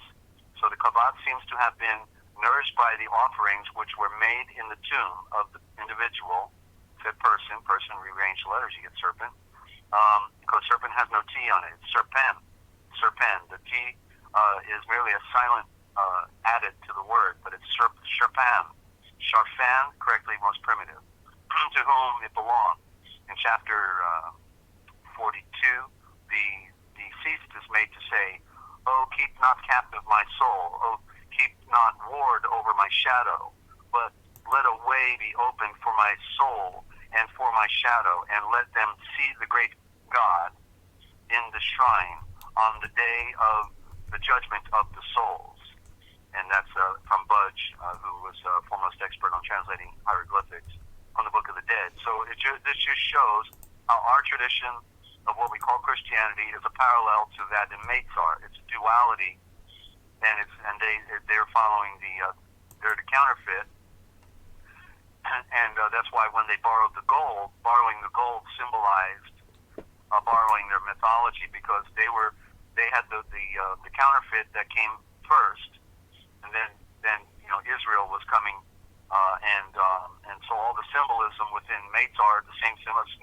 Serpent is always a serpent, a pillar is always a pillar. Whatever is a symbol, and so the symbols are identical in all these different cultures. They just changed the names and the faces, and then we don't get those pictures correctly. So continuing the functioning. Now this is a new quote. This one's by Gaskell himself. The functioning of the personality on the lower planes, and then he has in quote parentheses tomb of the person. So the tomb, begin of the person, and the functioning of the personality on the lower planes. That's in the tomb of the person. That's your grave. Is to provide through aspirations and sacrifices perfection and truth, aka the bread of heaven, which correctly would be the Maitzar of the sun. The Maitzar of the sun. There's the word star. May is the beautiful creation, the mother light, the eye of the mother. May, the Maitzar. So the virgin light, we could say then, and the Maitzar of the sun for the nourishment and building up. We have to eat the light, in another metaphor, by love of the casual body, the building up by love, which probably should say through the casual body in the higher mind, through the casual body into the higher mind. When this is perfected, then the union of the soul, that's the shul, the soul is where you have your knowledge, your K-knowledge, key knowledge, the volumes of key knowledge, volcano, with the self. It's interesting. You've got in parentheses, great God. I guess the great God is that serpent that's telling us everywhere to go, steering us around. The self, great God, will be accomplished at the close of the cycle. So the union of the soul with the self. It may imply the true self. That may be it, because God would be Elohim with the great Elohim. See, because we fell from the light, therefore we want to go back to what we came from, right? We fell from the light, we want to go back. So that's what it implies there. Another quote here is, it is love which builds up the soul. It is love that goes to the making of your man's amount. It is love that goes to the making of your man's amount. That's some of this terminology that was rather interesting.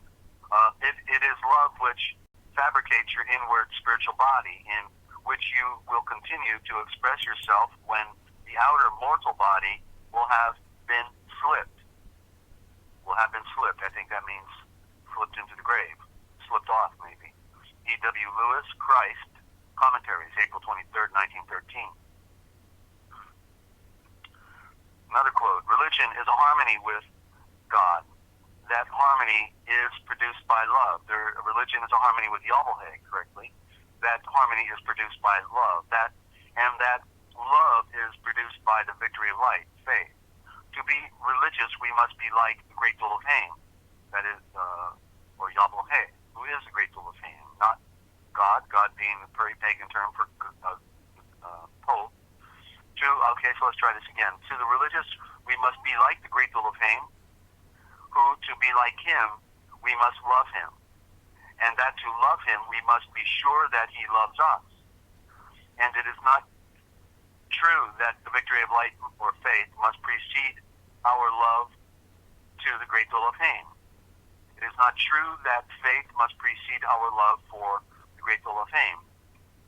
And afford the only possible basis on which that can be built. So maybe we have to learn some things then, and then we discover how much he loves us, and then it builds upon the victory of light after that, right? Faith. How can we love him so long as we are in doubt of his heart? Well. Or misconceive his character? Or as if it were only power and wisdom or awful severity, right? And not recognizing that Shervain love, whereas like we get it through the Vatican, right? Yeah. Wickedness, this violence of religion that wants to condemn you and punish you constantly, to beat it out of you, beat that serpent out of you. The only thing that happens is you become an alligator instead, wanting to bite anybody else for them because they were biting you all along. Men cannot love an unseen individual at all without some very special token of his personal affection for them. Our love is secondary. His is primary. Ours is reflection. His is the original beam. Ours is the echo. His is the mother tone key. Heaven must bend to earth, that's the sun. The sun must bend to the earth before earth can rise up to the sun. The skies must open and drop down love. Here love can spring in the fruitful fields. Okay? So that I felt was a rather interesting read for myself this morning. I wanted to share that one. And I have a couple more here. That was beautiful. I loved that. I loved it. Right. There you go. And we need to know the nature of the great Father of Light. That is the bottom line. Yeah. And the nature is revealed through the Scriptures, the Schultes in particular, but then also when he starts talking to us. When he starts talking to us, and all of a sudden we really start making connections, because he's connected with every one of us right now, all of our days, never misses a beat. It's the power that he is, that the greatness, it is beyond our wildest comprehension. It is so fantastic. All right, jewels and gems, one more. Jewels and gems. A symbol of virtues and high qualities, which are the precious things of life. And they will be mine, says the Lord of Hosts in the corrupt form. The Yahweh of the only true stars is what it would be. And they will be mine, breathe the Yahweh of the only true stars. Well, that's what we're supposed to be, are the only true stars. That's the gems. And in that day when I make up my jewels, and I will spare them, as a man spareth his own son that serveth him. Malachi 3:17. And the aspiring virtues will become in the unison with the self, said the Yahweh of the qualities. At the end of the cycle, when the higher qualities become complete and perfect in me, and the eternal life will be theirs, even as they have issued forth from me, and have sought for and found me again. Full circle. The great Elohim goes forth from himself in creation to return to himself in Ashan, in man. So you see, there's the full cycle again. That's the cause and effect. Every action, there is an equal and opposite reaction. Unfortunately, not with everyone, though. That's the irony behind this great mystery, because it is the garden, and he's looking to make a harvest. I want to welcome Boost to the broadcast as well, and any other new listeners out there. Love to have friends stopping by. Okay? And so as I'll try that again. So the great Elohim goes forth from himself in creation to return to himself in Ashan. Man. Ashan is the royal eye. We are supposed to be royal eyes and see clearly. We have to put them on. As he has finally breathed. The only satisfying explanation of the activity of the universe is that it represents the effort of manifested life to get back to its own center, which is the great Elohim, and the great logo is the sun. That's the great symbol. R.J. Campbell's sermons, our quest for Yahweh. There was an ancient ceremony called Mitama, Furishiki, that is shaking the August jewels, which is referred to in the Kiyujiki. We are there told that when the sun goddesses sent down Ninigi to rule the world, he gave him 10 auspicious treasures, namely, 1 mirror of the offing, 1 mirror of the shore, 1 8-hand breadth sword, a jewel of birth, 1 jewel of return from death, 1 perfect jewel, 1 road returning jewel, that is a jewel which has the property of making evil things return to the road they came. 1 serpent scarf, a scarf which has the power, when waved, to keep away the serpents. 1 bee scarf, and 1 scarf of various things, saying, in case of illness, shake these treasures and repeat to them the words 1, 2, 3, 4, 5, 6, 7, 8, 9, 10. If you do so, the dead will certainly return to life. W.G. Afton, Shinto. So this apparently is a Japanese philosophy.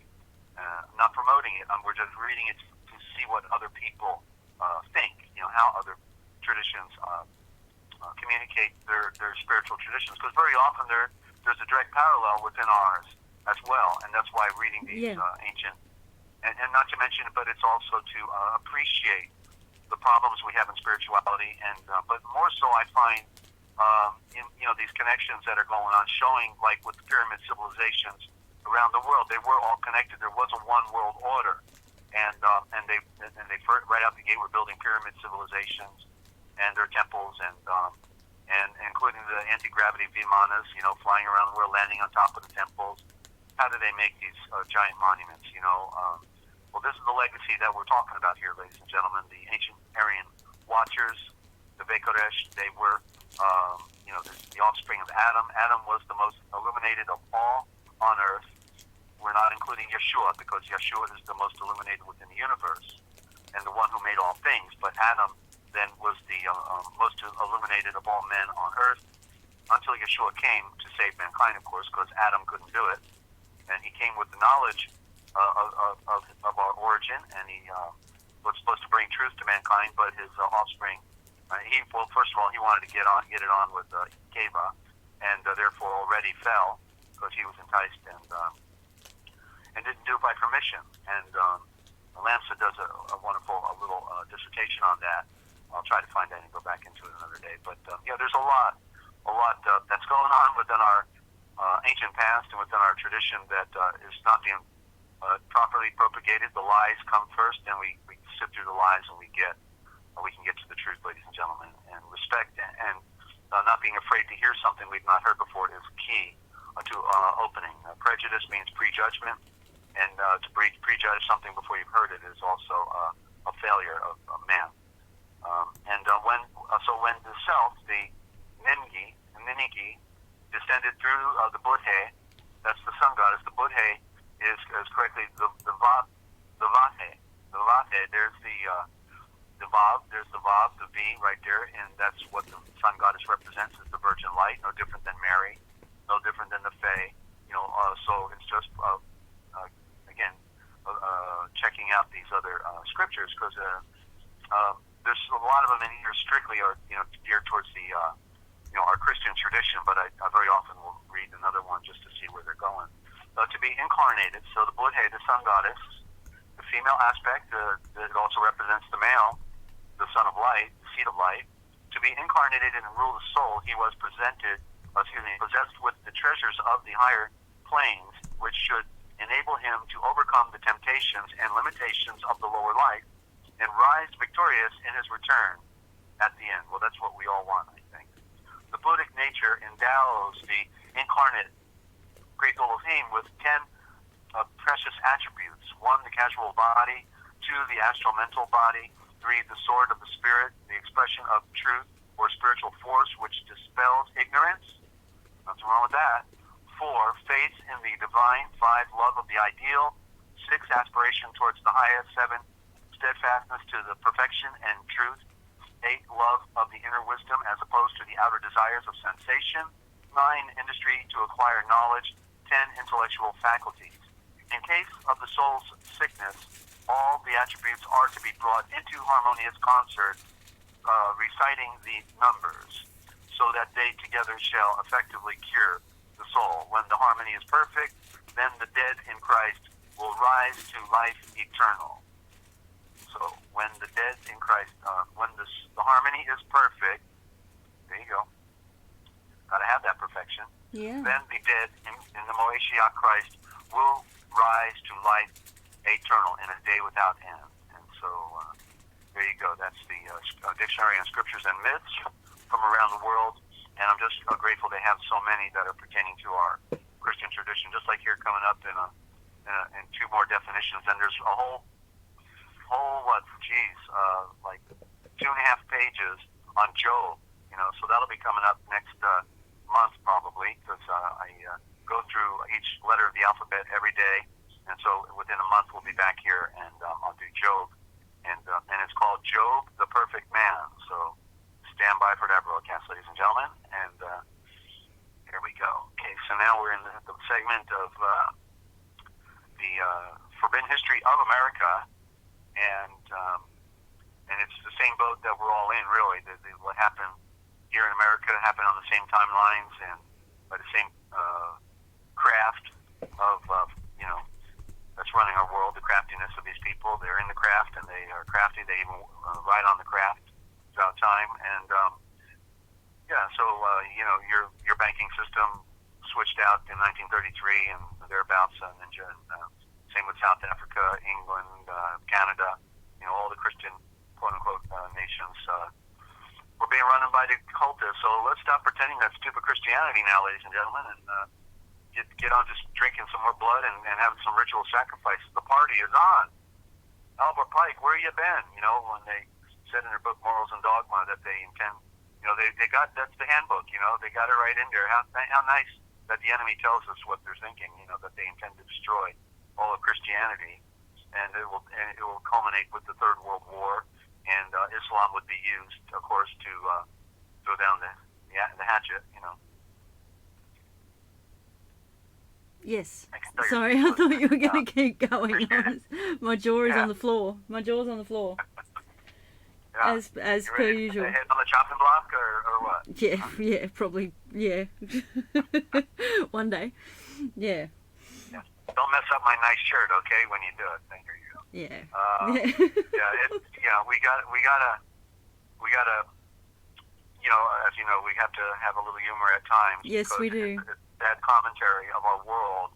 We know we're all going to face a terrible tomorrow in one way or another, and whether it's starvation or catastrophe, the likelihood, if we're following Yeshua, natural catastrophe will probably not happen to us. We may get wet a little bit, get a little muddy or something, but it's the will of the Father that we can be used when we know the truth and when we can speak truth. So, but as far as political abuse and the ultimate, it happens to all the 12 except for the elder known. All of them were, either nailed up to a tree or had their head chopped off or something else happened to them. Because it's the nature of the world to hate those who are delivering the message of light. They don't want anybody disrupting their party and their delusion. Their delusion that they're in. The rights of certain groups of people. They fly flags with the rainbow on it and everything, and yet they want their right. But then you don't have the right to breathe anymore because they're now here. And so you're condemned. Well, they didn't want nobody condemning them. You know what I mean? And so it's a rather interesting switch out. Because there is no tolerance by any of those who say they claim freedom and wanted protection of equal right.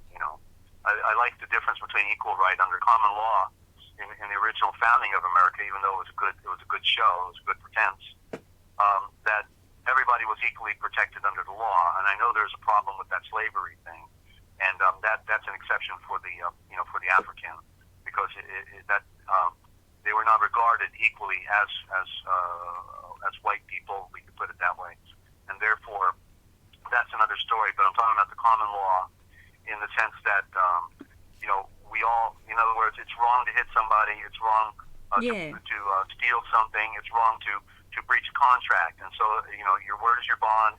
and the maximum of law is harm nobody else. And if you do those things, nobody can touch you. That's where your sovereign. If you had sovereignty, that's where it would lie, because it's your innocence that protects you from the injustice or the the inequitable nature of law. That unless it's provable by 2 or 3 witnesses, sworn affidavit, then nobody, even an accusation, can't stand unless it has certain foundational protocols. But today, in the war and emergency powers of no law, just public policy, now there's a special class for everybody. Okay, it's a hate law, because must be hate because he's white and you're black, or what I'm saying, that now, forget the common law, there's no common sense, behind any of it. Exactly. It's all special perks, privileges, political policy, public policy, political policy, charade, engineering of society. That's what it is. Like, I like this one, Roe versus Wade, that was about the abortion thing. So it's like, remember, everything's on admiralty. What do you think, Ninja? Did they pick these names specifically for an agenda? Roe versus Wade. What do you think we should do, man? Roe, or do you think we should wade? I think we should get out of the boat and wade, sir. Okay. All right. Well, I think I'd rather row. Okay. Roe versus Wade. Get it? Yeah. Admiralty. Yeah. You just reminded me of one. Sorry. It's maritime. They're having a maritime on us.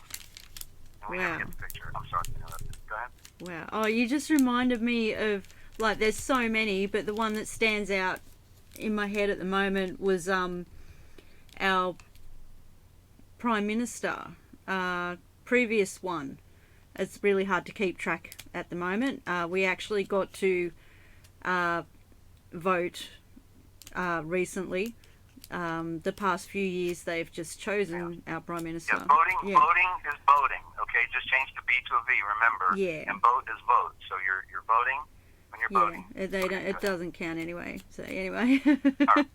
All right, what was his name? His surname was Turnbull. Oh. Malcolm like that Turnbull. guy, huh? That was our previous Prime Minister. Yes. Mm-hmm. Yeah. Yeah. Walking around with a smug look right? on smug look on his face, even before he became Prime Minister. Just very smug. Yeah. Anyway, please continue. Right. Sorry, don't get me started. All right, so we're in the Forbidden History of America by the Informer, and so this is chapter 5. These short chapters, and we're going to get back into some scripture in George Lamsa and his interpretations of the symbols and metaphors, which nobody seems to get. Okay, so this is regarding the king's legislature still rules the people. Okay, the king still rules. How about that? Richard Caswell was the first state governor of North Carolina after the War of 1776. The very first act he did was to make an ad valorem tax on the quit rent tax. Let me try this again. This is where I love when they put in scriptures in columns, because reading across the page, that's a little antsy for me. Okay, so the ad valorem tax on land, slaves, and other property. So they even taxed the slaves. That's another form of tax. This did away with the quintrent tax by the British Crown, because it did not set a value on the property. The new tax did. Every state did this. Hello, people. Are you awake by now? With the little people never consenting to the new Constitution of North Carolina, you still have the same conditions that were here before. Turn the page. Before war. Only the actors have changed. What was the king is now the governor. Did the war or Declaration of Independence ever free men? Of course not, because the Declaration only declared the people to be free from the crown, not free from those who took control from that point on, the agents of the crown, of banking. If you were free, then you wouldn't have to pay the property rent roll tax. Now, would you? People just changed kings. Oh, what poor, it's called the shell game. Oh, what poor deluded people we are. just think, black men could vote in 7 of the colonial states before the U.S. Constitution made them slaves and property of the plantation owners by Article 1, Section 2, Clause 3. By the way, this article also allowed those in power to tax those people that voluntarily, underlined, voluntarily joined as citizens / subjects. Sit is kit. There's the cat right there. Kit is in. The infinite nature of the cat, maybe. Not sure. That's a word worth looking at. To bring this, no offense, of course. I know, the cat gets a bad rap. I know. Yeah, well, we know what it feels like when a cat bites you. Okay. To bring this point to light, in the North Carolina Historical Review titled Revolutionary Origins of the South's Constitutional Defenses by David L. Smiley, professor of history at Wake Forest University, November 18, 1965, there is a quotation from the editor of the London Times in 1776. Quote, by substituting the words British Empire for American Union, we shall get very nearly the case of George III and his ministers. Wait a minute, George III, I thought they put him away. No, I think George III came over here and became George Washington the First, because as he looks like, so he must be King George III. Check it out, ladies and gentlemen. I've already drawn my conclusions. Of course, they didn't have television back then, so nobody would know that had occurred, certainly. And his ministers, and logically, unquote, logically, can you conclude that by the way, for anybody who doesn't know, the story is George III, King George III, lost his hearing. I think he lost his eyesight, could no longer speak. In other words, they said he went deaf, dumb, blind, and mute, and they put him away forever, and nobody ever saw him again. So the question is, did that really happen? Where did he go? Go look at the rotunda in the Capitol Dome in Washington, D.C. Look up there, you see King George III with his toga on, bearing his chest, with his finger up in the air, and another hand down, looking like Baphomet, the goat, and King at the same time, right in the rotunda, George, wow. King George, and so this is one of the greatest deceptions, and I'm the only one I've heard talk about that. That's also Ninja. I'm standing by my guns. Okay, I'm telling you. Wow. George Washington and King George III, and he had the Jesuit Adam Weishaupt working alongside him at the same time. And when you see George Washington laying the cornerstone in one of the very famous pictures, you see him, with the Jesuit apron on at the same time, or a dress, a Jesuit dress. So you got to, as Confucius said, signs and symbols rule the world, not words nor law. Okay, because there is no law anyway.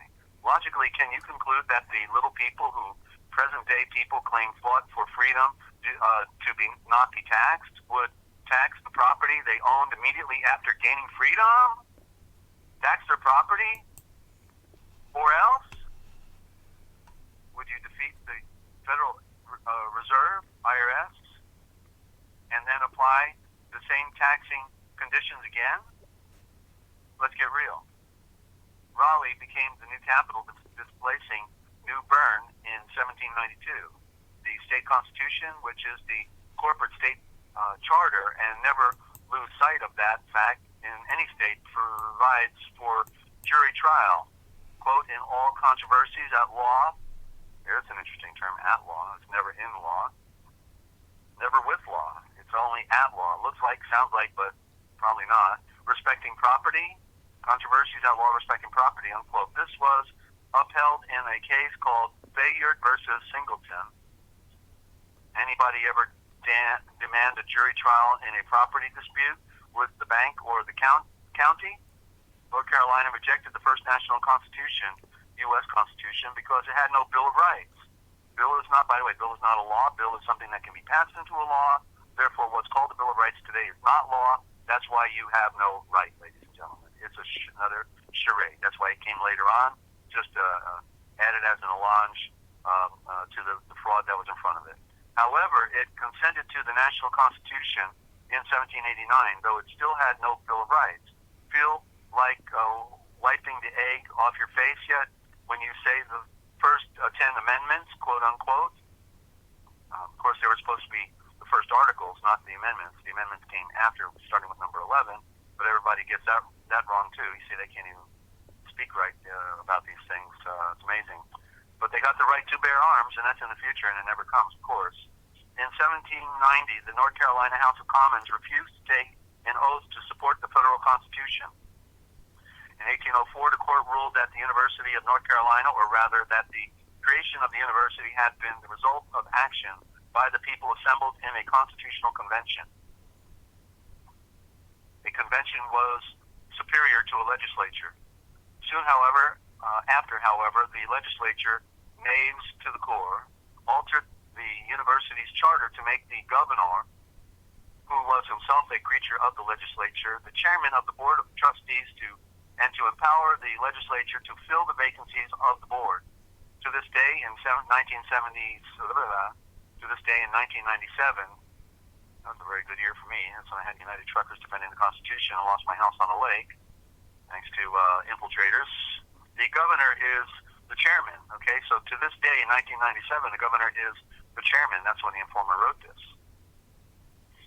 Okay, one very interesting fact is, knowing the governor is the chairman of the board that asked for a contract loan, one of the whereas of the resolution dated April 24th, 1946 states, whereas the governor and council of the state of North Carolina have heretofore to wit on the 19th day of February 1946 and the 18th day of March 1946 by proper resolution approved and authorized and empowered His Excellency R. Greg Cherry, Governor of North Carolina, another funny name, Ninja, to join in his head was probably beaming, it was probably glowing, right? To join in the execution of these two certain contracts, highlight for effect. Whoa, two governors, and one has a title of nobility, His Excellency.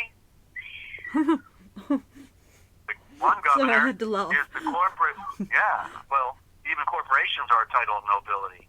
And certainly attorneys at law have titles of nobility, special privileges and perks from across the big water out of England. So the governor, one governor is empowering another governor. So the governor of the corporate state is over the governor of the North Carolina state. Why? Sure, yeah, one of the corporate state belonging to North Carolina, but the other governor belonging to North Carolina. One overlay over the other. But they are the same man. Hey, wait a minute. Didn't you know that every specific geographical area in America called a particular place, such as state, has two governments, whereas three counting the United States, of course, wrong. It has four. Shame on you. If you can't figure it out for yourself, that's what is expected from people who call themselves sovereigns. To know nothing, to know without being told, especially if you're a Christian, quote in quotes. There are hundreds of documents signed by Governor Cherry besides the above resolution that state the same thing. And then here comes another, but I just want to add, that's why when I used to produce a program for Harmon Taylor, ex-attorney, he quit the bar and then was taking the traffic issue all the way to the Supreme Court. And when he talks about this state, he always talks about the hover zone, that this state is sort of like, 4 feet off the ground, because it's not a part of any land. It's an idea that's in the mind. This state, this state of California, this state of, this state, it's not, a piece of property at all. It's an idea. This state, they put us under the state of mind control, of course. Wow. Now, therefore, on the motion of State Auditor George Ross Powell, second by Insurance Commissioner William Hodges, the said proposed contract bearing date of 6 September 1946 between the State of North Carolina and the University of North Carolina of the first part of the University of North Carolina and the University of North Carolina Foundation Incorporated of the second part and the Wachovia Bank and Trust Company of the third part, is hereby fully approved by the Governor and Council of State of the State of North Carolina and His Excellency R. Greg Cherry, Governor of North, we change the page, North Carolina, and Honorable Thad Uri, Secretary of the State of North Carolina. So it seems to smack of a conflict of interest until you see that the university is a part of the corporate soul of the state of North Carolina. Doesn't the word "and" separate two different things, such as shoe and sock? Not shoe sock, it's shoe and sock. And sock, well, that sounds like something I saw in that movie 1984. Wasn't it and sock or something like that? Put the sock over your head? Something like that. Governor of the State of North Carolina and Governor of North Carolina. Last time I looked, it is still a conjunction in the English language. Is this a conflict of interest on the part of R. Greg Cherry and every other man who held two governor positions? Well, I guess not if you got the secret handshake. Come on. I had stated in my subsequent writings to my book, Which One Are You?, that the phrase state of so and so here, North Carolina, encompassed two entities, the state and North Carolina, both. Since the word of separates state and North Carolina, and the word of means belonging to, then the state belongs to North Carolina. So again, I asked, define the state and then define North Carolina. To which, if any, do you belong? Are you a voter or a voter, or claim to be a citizen of the state of North Carolina? Did you vote for the governor of the state of North Carolina or the governor of North Carolina? Which one? Are you a servant? And just to add a little bit to this, like when you look up United States, you find out there's literally, upwards of 100 corporations called United States. These United States, the United States, United States of America, all capital letters. It's just, they're all different ships of state, all serving a different purpose on the Admiralty Sea, on the high seas of the craft. Are you a servant of the Lord, owing complete allegiance to Him and to none other? All land is given to us by the Lord. Of course, he's using Middle English here, but that's okay.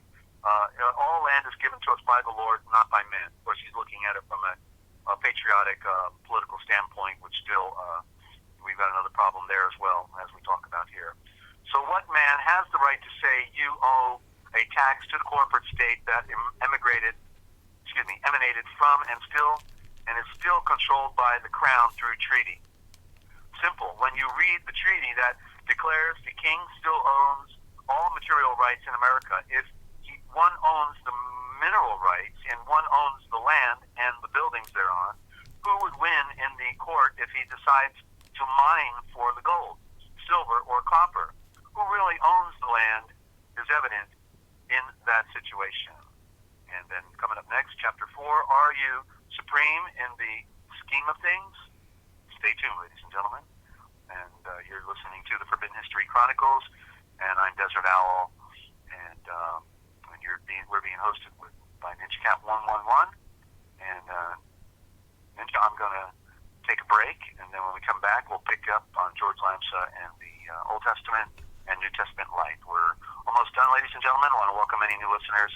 Glad you tuned in. And don't forget, if you have a question for me, put it in all capital letters. And No Script says, thank you, Dezert-Owl and NinjaCat 111. Meet my beauty sleep. I'm laughing out loud. Catch you again. All right. Well, no worries. Good to have you stop by. No Script. And I don't think I've seen you here before. So I hope you come on back. Okay. We're going to be on tonight, by the way. That'd be Forbidden History Live. The YouTube channel is 3 words, Forbidden History Live.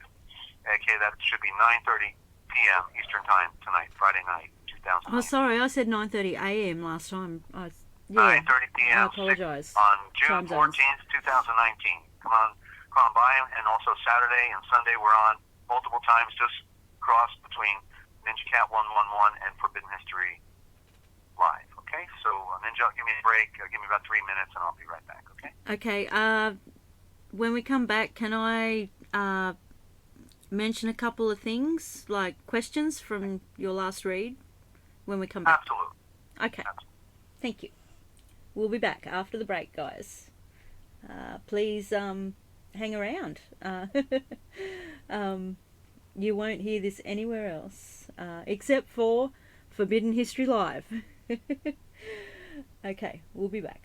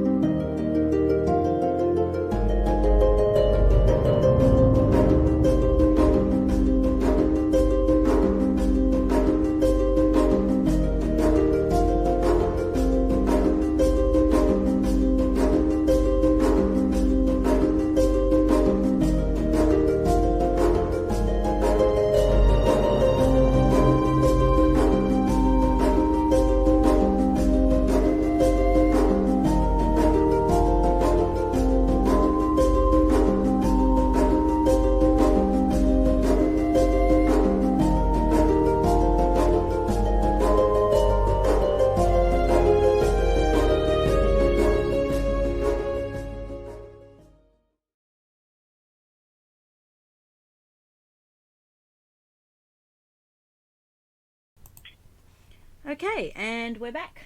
Welcome back to the Forbidden History Chronicles. Here with NinjaCat 111, that's me.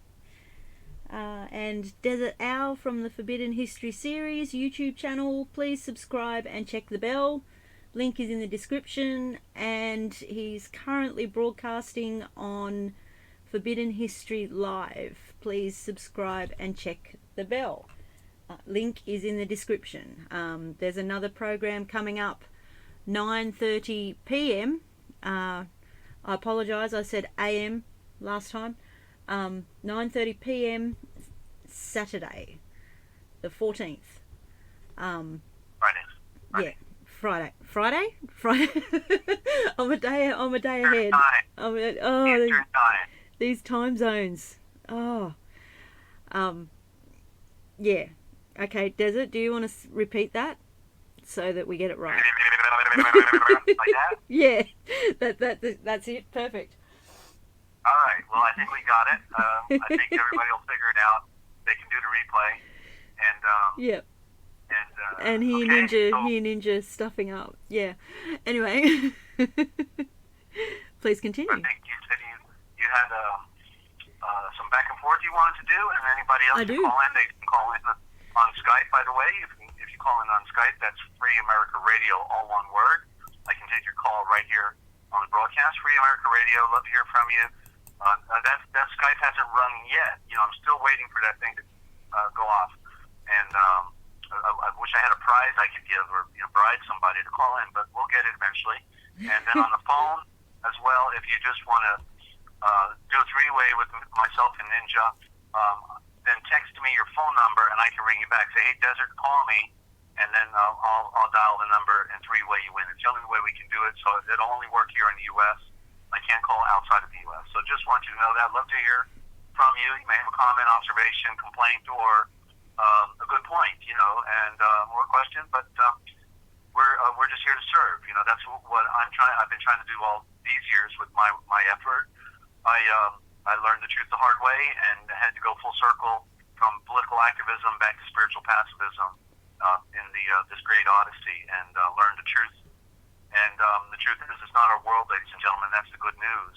And we have to identify with what we classically call the kingdom of heaven, which is right here, right now. Right here, right now, and we find it from within. And that's the true sovereignty. That's the only sovereign state there is. And it's in Yeshua. And so glad to have you.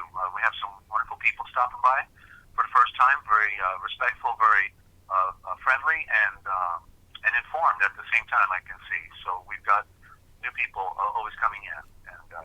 And there's Shelley for tonight. Thank you, Shelley. G'day, Shelley. Thank you for putting it accurately in the chat. Thank you. Chat sounds like cat too. I think it is. In the chat. Chat is cat. NinjaCat. Yeah. In the chat. Yeah. Yeah. Okay. Yeah. Anyway.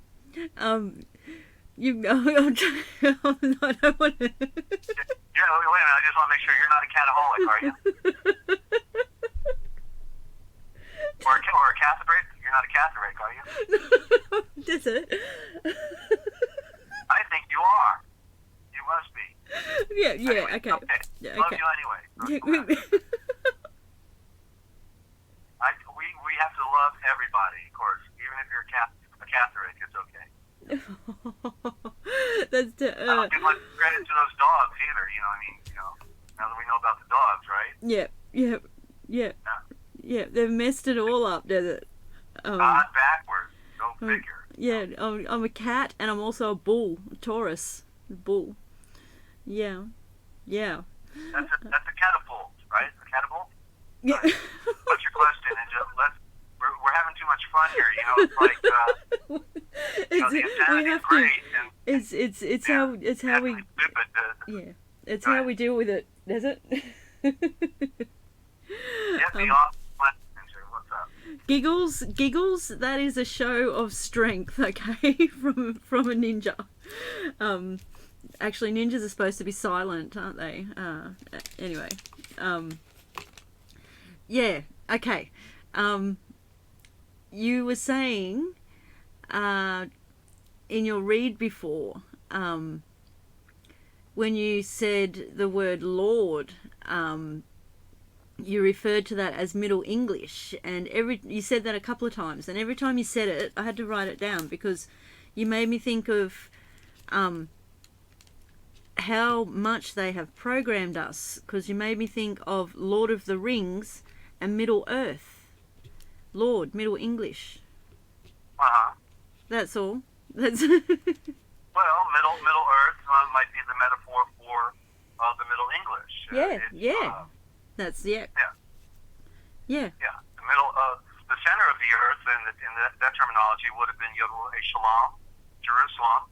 But the center of the earth for the occult would have been Meitzar, falsely called Egypt, Meitzar, because that was the land of the sun, the classic pyramid, the perfect pyramid. So there's the duality. So right next to each other, we have two Aryan creations. Jerusalem being the center, the navel of the earth, and also the occultic version on the Nile River, and as evidenced by the pyramids and all the other sun temples, right? Sun temples. And so the temples were called Vulcan. That's an interesting one that we never were told that. But when I read Herodotus one day, I said, I got to read Herodotus because everybody refers to it, and I don't know what I'm missing. And I find out the temples were called Vulcan, and there's the word Cain, and there's the Vol for the volumes, meaning the Cain being the fire and the and the keys of fire and all that. So it's there's just so much in the Odyssey that when we've been edited, we have been edited. Therefore, it's not what they told us as much maybe as what they haven't told us. That's what we want to know. What they're hiding from us. Yeah, there's so much that I just thought of something. There was a wow, and it's gone. It's gone completely. Desert. I hope it comes back. While you were speaking, then there's just so much. Like everything you say. I'm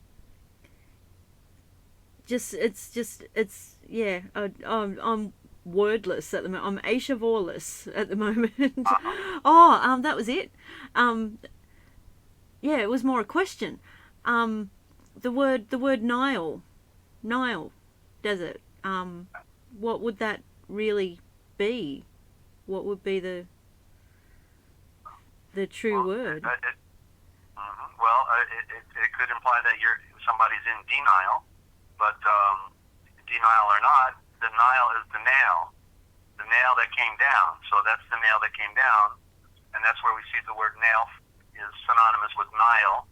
That's most likely where it comes from, because it came from a long distance away, like 5,000 miles deep, and there's the White Nile, the Blue Nile, and so it very mystical in that sense. The deep wilderness of Africa, with all the crocodiles on that stuff. So Nile means nail. That's basically what it means. That which came down, like from the deep, dark jungles and all that. Huh? Okay. Thank you. And that was one more. I wrote down in-laws, as in family, in-laws, in-laws. I wrote it separate. Yeah. Okay. So entering into a relationship, then there's a relationship by virtue of the law of marriage. So it's in law. They would not be in-laws if there was not a marriage. So although law again is a that's why I wrote it down. Word, yep. Wall backwards is wall. Yep, I just saw it just before you said it. Is it a wall to keep us in or a wall to keep us out? Yep. Yep. Thank you. That was confirmation. Thank you. Okay. And Shannon says she's a Taurus. So I don't know. I don't want to play off of that one. We'll leave it alone, Shannon. But I'm glad. I'm a Gemini, so I'm beside myself, right? So I never follow that stuff, but the signs are interesting. I did a little bit. It's interesting. by Yeah. itself. But I did a little bit. Like, astronomers really don't like it when they get mistakenly called astrologers, but yeah, I can see the parallels. Like, astronomy is based on the movements of the stars, and yeah, so yeah, I don't know, okay. but Well, Lynn is asking a question. Where does that apply in scriptures? But the astrology certainly does not apply in scriptures. The that's more like scriptures magic were, astrology. Yeah. Anyway, the sorry. scriptures. I'm sorry. we have poor communications here. We got to get Skype going here because we walk over each other. That's okay though. But there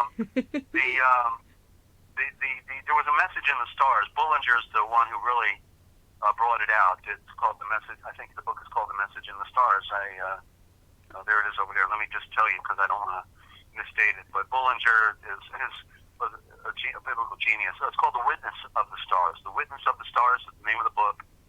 And I've been carrying it around for 30 plus years and only started reading it. I just never got far into it. But I want to answer Lynn's question this way by going into Psalms. And then because in the beginning of his book, he refers us to this particular scripture, if I can find it. And is it 19? Yeah, here it is. Psalm 19. So the heavens, and again, heaven is a code word. So the cosmos. Let me make an adjustment here. Hang on. Okay, so that's a little better. Okay, so the cosmos declares the illumination. It says glory. Glory is code for illumination of the great Dul of Haim, of Yahweh. And I'll just read it. I'll just read it the way it is in Lamsa rather than try to transliterate because then people may lose the thread here. So let me just read it the way it is in Lamsa. Psalm 19: The heavens declare the glory of God, and the firmament shows His handiwork. Day after day utters speech. Okay, so in the poor nature of this translation, Lynn, day after day utters speech. In other words, everything in this handiwork that it just talked about within the firmament, within the sky, in particular, but we could also say down here below the sky, is speaking. It's speaking. It has a voice. It is a message. That's why, you can't miss that Orion looks like a guy with a bow and arrow and a belt, right? Yes. Sorry, I didn't know I was supposed to answer. Yeah, that was May 27th, Shannon. May 27th was my the next death mail that came, and if that's what you're referring to, but thank you. So day after day utters speech, and nobody ever gets the picture. You see, like we see up there a Big Dipper and a Little Dipper. Okay, it's like has anybody? Like I imagine the primitive looking up at the sky and saying, "Doesn't that look like?" Like they're making pictures up there. Somebody bigger than us up there, doing this stuff. How did it make pictures?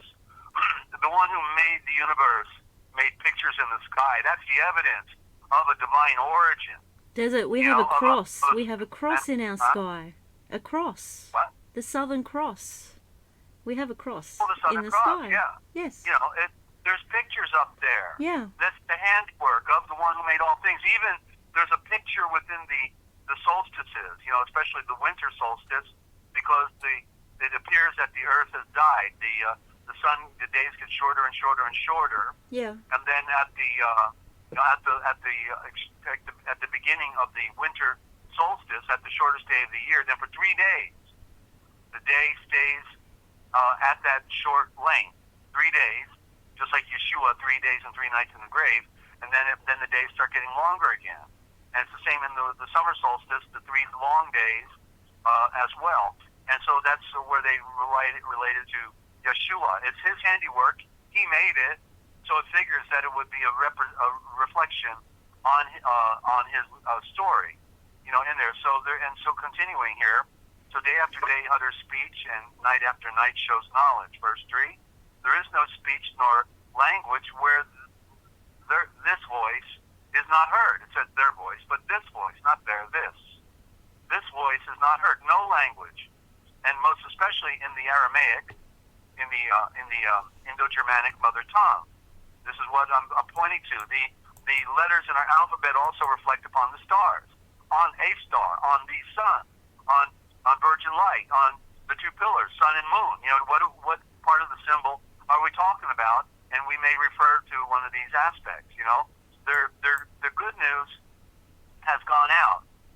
The good news has gone out and through all the earth, and the Eshavors, the words, to the ends of the world. He has set his tabernacle, and we could also add throne, in the sun, within it. You see, right there, verse 4, within the sun. His throne is in the sun. And so this is, rather interesting to, so this is like a classic statement implying that his voice has gone out throughout the world. This is what I'm conveying within the alphabet. The alphabet was the only pictures of that which is above or below we were allowed to make. It said, don't, in the pure tradition, don't make idols and images nor pictures. But the alphabet was the exception, because the alphabet were pictures that created other pictures. You know, pictures creating pictures in our mind, thoughts.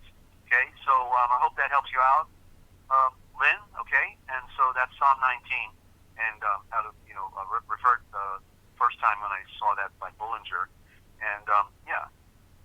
Wow. So we got to get the picture. We got to know that everything is speaking, and it's a royal voice. It's the Spirit is speaking through the creation. Through the everything. woman is carrying the message for the Father, and the mother for the Father. You know, and so that is the great mystery, and so that's why symbolism is so important, and that's why we talk about it here. So we're going to now go into mysts, and mist in Lamsa's Old Testament light, and mist is a code word for mystery. When you look in Oxford, the big Oxford dictionary, the $400 one, then you find out mist is mystery, because it said in a mist, but there went up a mist from the earth and watered the whole face of the ground, Genesis 2:6, but yet the oceans and the land was already here. Nothing else, just the ocean and the land. And then a mist came up from the earth, but when you look in Philo, he says that it was a fountain that came forth out of the earth. And so a fountain, by the way, is not water. A fountain is the molding of and shape of something that allows the water to come forth. The fountain is the object, not what's coming out of it. Yes. And so the fountain, you see, Yeah. it means something. It also implied made by hands. In other words, that's why letters are also called fonts. Ninja fonts, okay? They're called fonts because they're made by hand. Fountain. Yeah, and fountain, you see the word 10 there for the two hands. The 10 fingers Wow. are on it, right? The fountain. Wow. Yeah. And so this is why etymology and also the Indo-Germanic is so relevant, the two proper interpretations. But in this instance, the fountain is being crafted by nature. And so what is it bringing forth? Well, if the oceans are already here and the land is already here, what comes out of the earth that is flowing and that is liquid other than water, and that would be magma. And so it's the fiery magma. And so here and now the terminology that Lamps is going to convey is an expression of that, because he says in Aramaic, the Aramaic reads, but a powerful fountain gushed forth. So what is more powerful than a volcano? Nothing's more powerful than a volcano. That's power. Yeah. That's the power. Yeah. And that's why also in the Native American traditions, they said the first man was called Blood Clot Boy. And of course in the Hebrew, the false narrative is that it's red earth, red dirt. But it's not red dirt. It's fiery red magma. We're made from the breast of the mother. The volcano is the symbol of the breast of the woman. Outflows the nourishment of the ground, the earth, the purified salts and minerals. We were made from the heart of the mother. That's where we stem from. Okay, and so because we're not evolved, we're spontaneously generated by Elohim, and therefore, this is the distinction between us and all the rest of nature. We were made, and then the Spirit breathed through the great Elohim, and we became a conscious, sentient being. Okay, so, but a powerful fountain gushed out of the earth, and water covered all the face of the ground. It says watered, you see, because the translator is either the priesthood has done it on purpose or by accident, but I say on purpose. It didn't water all the face of the ground. It covered the face of the ground. Yes. And many lands in the Near East are covered, by the volcanic. We can see the volcanic, which fertilizes the ground, obviously. And the Hebrew tal, from Talala, from the Hebrew tal, Palestine, the land of Moab, not Moab, but Moab, the mother star, and the land of Ammon, and many other desert lands still depend on the nurturing which falls in the early for their crops. So this chapter is the result of Yahweh's revelation to man, study of the earth and of the universe, and all things are revealed in the fullness of time. The earth existed before the rivers and the brooks, and undoubtedly the early Babylonian scientists knew that the rivers and streams were formed over a long process of time and flowed to the seas and the oceans, which were where there's no so anyway, this is part of that. The thing that I find with Lamsa as well is that he's trying to see through the density of this because they took over the Aramaic, as I said, in 300 BC. They had 300 AD, and prior to that, they had the original alphabet that we have, what we call Phoenician alphabet, the real Sanskrit, but then when the Roman Empire decided to take over, then they came into the East and they destroyed all the original scriptures, and in particular the Diatessaron, and they told them, you either give us your copy and take this new Aramaic script we're giving you, or we'll kill you. And so, like in one temple in Kurdistan, they got over 250 books out of one temple alone and destroyed all of them. They destroyed all the original copies. Diatessaron was the harmonization of the Gospels in one edition. So they didn't have four Gospels; they had one total story where they did that. So the enigma of the control of our information and of our past has been ongoing. It didn't start yesterday. It has been happening from the beginning. From the beginning, they were abbreviating our words, and because they always had to control the narrative. This is the great legacy that the Aryan Vekoresh, the Watchers, we see the word Veker in the Vatican today. The Veker means watcher.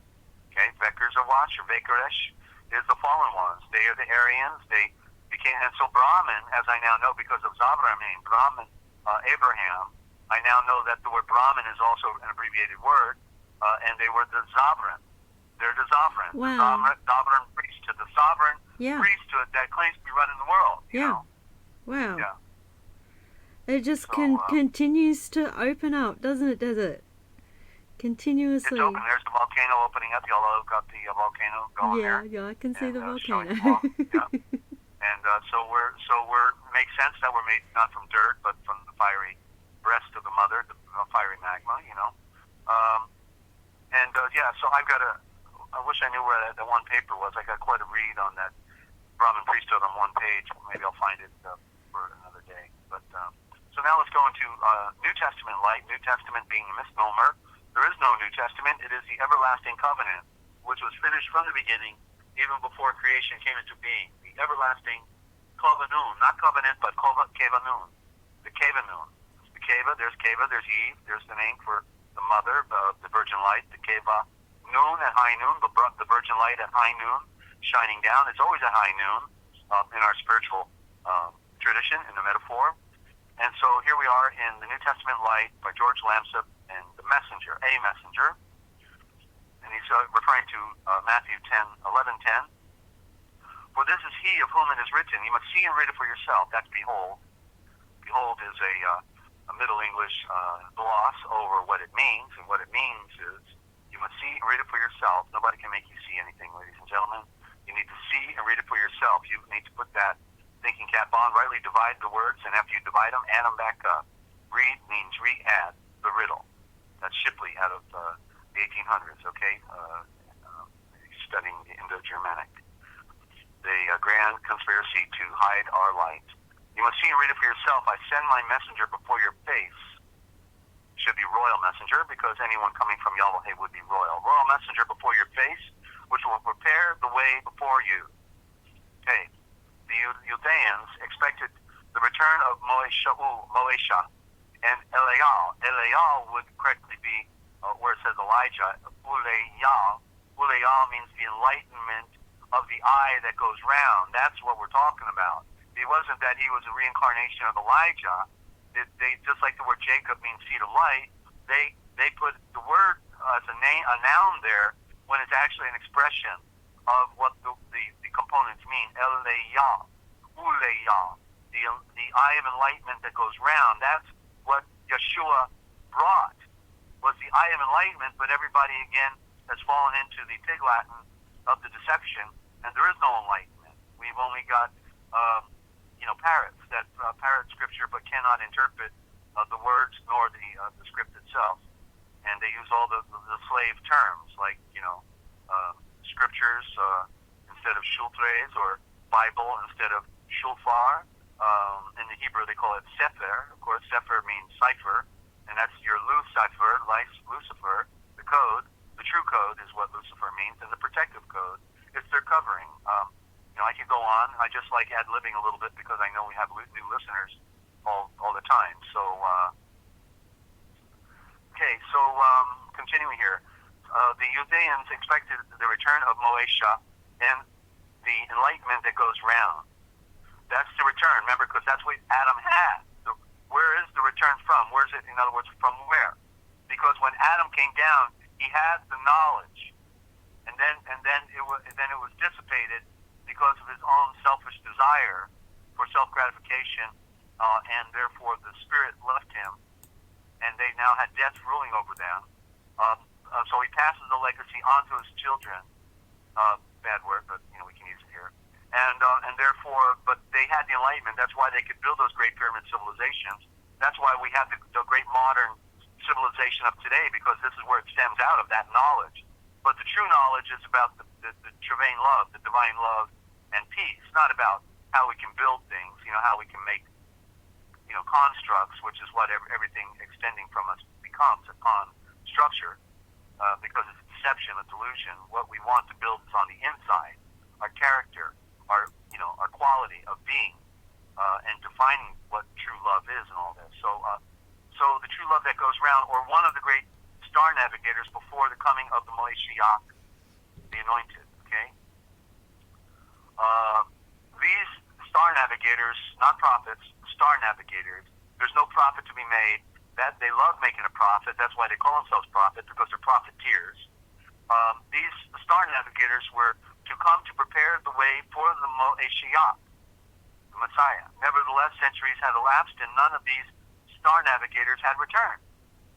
In the 16th century BC, Moesha had promised the people of the great star navigator that he himself would come and breathe. The Yahweh, your great Elohim, will rise up before you a star navigator like me from the center of you, from the center of the earth, of your brothers, to whom you will listen. Deuteronomy 18:15. Some of the Judeans thought that this message of this prediction referred to Yeshua, or one of the great leaders who were to defeat the enemies of Israel. Years later, they expected a strong and mighty leader, different from those of the past. They were a star navigator greater even than Moesha. When Yeshua and Moesha may also be Moesha-ul, but Moesha is Moses, and that's John 6:14. I was just quoting there. When Yeshua was told that the Uleyah, which is the enlightenment that goes round, must come, Mashiach, and that's what Yal-Genun represented. John represented because he spoke like no other. In fact, he spoke just like Yeshua. The only difference was he made no miracles. That's why Yeshua said, of all those who are born of the woman, not of women, but of the woman representing nature itself, there is none greater than Yal-Genun, the star navigator, okay? So because he was now speaking like Yeshua, telling about the history of mankind, that's why they came out there from all around. They said, you got to hear this guy. Man, nobody talked like this. And so he had already captured the people. He was a star navigator, and he had the enlightenment that was going to go around, all the other brothers and sisters who would then receive the great breath of the wind and fire, the Holy Spirit. Does it? Would all the people have felt that he was different as well? They would have felt it. Yeah. They would have been drawn to it. And the distinction is, with this golden age of light, the age of the second born that Yeshua was ushering in, the distinction is that we are now led by the Spirit, what we call the Spirit, which is the star fire, We're led by the Spirit. So the Spirit is the enlightenment. The Spirit leads and guides us into all truth. Wow. And it's not a part of any lie. Yeah. So how can we be claiming to be part of the truth if we're still buying into the lies, right? Yeah. You see? So the enlightenment has not yet come then, for those who are still buying into the lie. Okay? Yes. Wow. All right. Thank you. Okay. And you're right on the threshold, Ninja. You're about to turn into a lion from a kitty cat, okay? Oh, so just hang on. cool. The lion, symbol of the sun.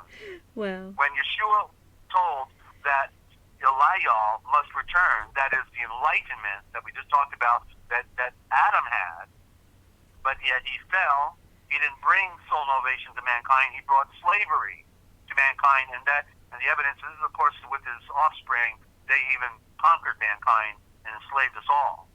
So when Yeshua was told that the enlightenment that comes round must return before the coming of the Mashiach, he answered that the enlightenment that goes round was in Yal-Genun, John, who had already come. The enlightenment has already come, and it's evident in Yal-Genun, John. But the people did not know him, and that is to say, the spirit of Eliah. You see, now Lamsa is defining it more properly. The spirit of Uleya, of the enlightenment that goes round. That's the spirit. That's the Aisha fire. That's the star fire. That's what light represents. Enlightenment, you see, was embedded in Yal-Genun, the Alvaletezer, who denounced King Herod right to his face. And King Herod, the anti-Fae, talk about nerve. That's the spirit, right? Yeah. You're not concerned about what the retribution is going to be when you go right in the face of the king and his wife. Back then, when they crucified people, that's the spirit, you see? That's the enlightenment. Because nothing could trouble this Aisha, who had the spirit of enlightenment and knew the truth, knew who he was, knew that he was in the illusion, not a part of this world, good to go. Let's get out of here, Yeah. And while at the same time attempting to lead people on the pure path. Just as Eliah, the enlightenment that goes around, had denounced Ahab, same thing, right? Ahab, the northern kingdom, the king of the 10 tribes of Israel, and the Malek, and his wife Jezebel. Interesting that Jeze sounds like Jesus, and the bell for the bull, the Jesus bull. Okay, that may be the occultic, what we were talking about earlier, There it is. I always thought that was interesting, Jezebel. Sounds like Jesus. And it's the goddess. Because why? He had that long hair. The hidden woman, the one that was nailed to the cross, said, why have you forsaken me? Wait a minute. Yeshua wasn't forsaken, but the woman was. The woman, because matter had to be left behind for spirit. That's the mother was carrying the baby, but then she has to, one day, hand it to the father. That's part of the great mystery, and what they, of course, never talk about anymore. Yal-Genun, a little mini paragraph left. Yal-Genun called Yeshua the Lamb. No, he wasn't. There was a switch out. The L and the R is the code. Like alien is really Aryan, Lamb is really Ram. and he is the ram of the great Elohim. Yeshua was the ram. He's the head of our flock. We're all the lambs. He's the ram. He's the Zav ram, the star ram, because the lamb is symbolic of the lamb is symbolic of meekness and purity. But the lamb does not resist those who slaughter it. So he pretended to be a lamb, but he was the ram, because he's the ram that conquered death. You can't have a better power broker than that. Okay, so that's New Testament light with George Lamsa, and I could probably, I don't know, I'm trying to always get to the Babylonian Talmud, and then I start winding out. Maybe we'll go to one more break, and I'll just read a little bit out of the Babylonian Talmud that they put the mud in our eyes and hit the light. Okay, good. Okay? Yeah, because I want to keep listening, but I'm also very tired, but I want to keep listening. Oh. So we'll go to a break and we'll do a bit more. Take 2-minute break, and then we'll cap it off with just a page, a read from a page. Okay. I don't want to stop, just so you know. Yeah. All right. Yeah. Okay. I'm just looking for some music. I won't be a moment.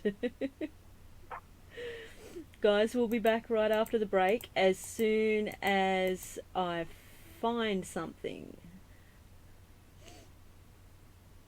Okay, we'll go with this one.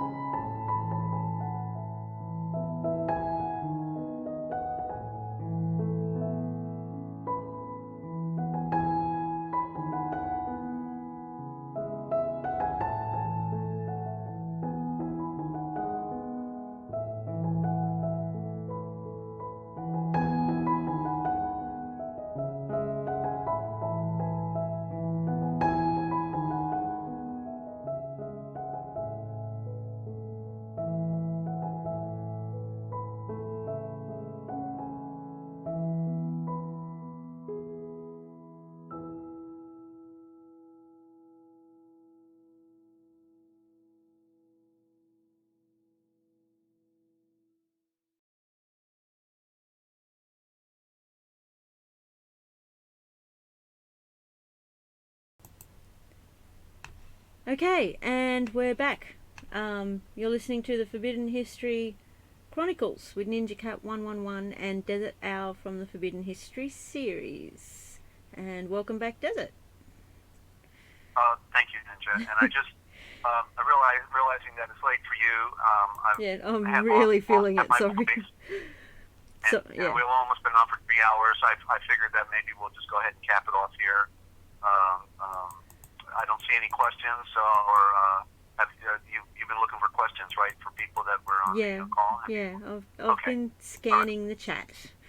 Yeah. We're going to be back on this evening, 9:30 p.m. Eastern Time, Friday evening here. Okay, so we're going to play it again, spam, and good way to put it, right? And we'll overtired. Okay, that's Forbidden History Live. Yep. And but I do appreciate your all your work you do, Ninja. You've been keeping me going when my network was sabotaged and my computer and all that stuff. So I'm just grateful for those who are getting it. You know, who realize that there's a deeper well that we have to go down, and it's not on the surface. It's a deep ocean that we have to, and it's in the waters where nobody else wants to go. We have to hear things we've never heard before. So I enjoy immensely sharing with those who keep coming back, because they know that there's something to this, and they're seeing it. You know, they're seeing it, reading it for themselves. It's I'm wonderful. just a messenger. I'm not smart enough to figure this out. What? It's wonderful. It's wonderful. The feeling, the Aisha Vors, they speak, and they have their own energy. Yeah.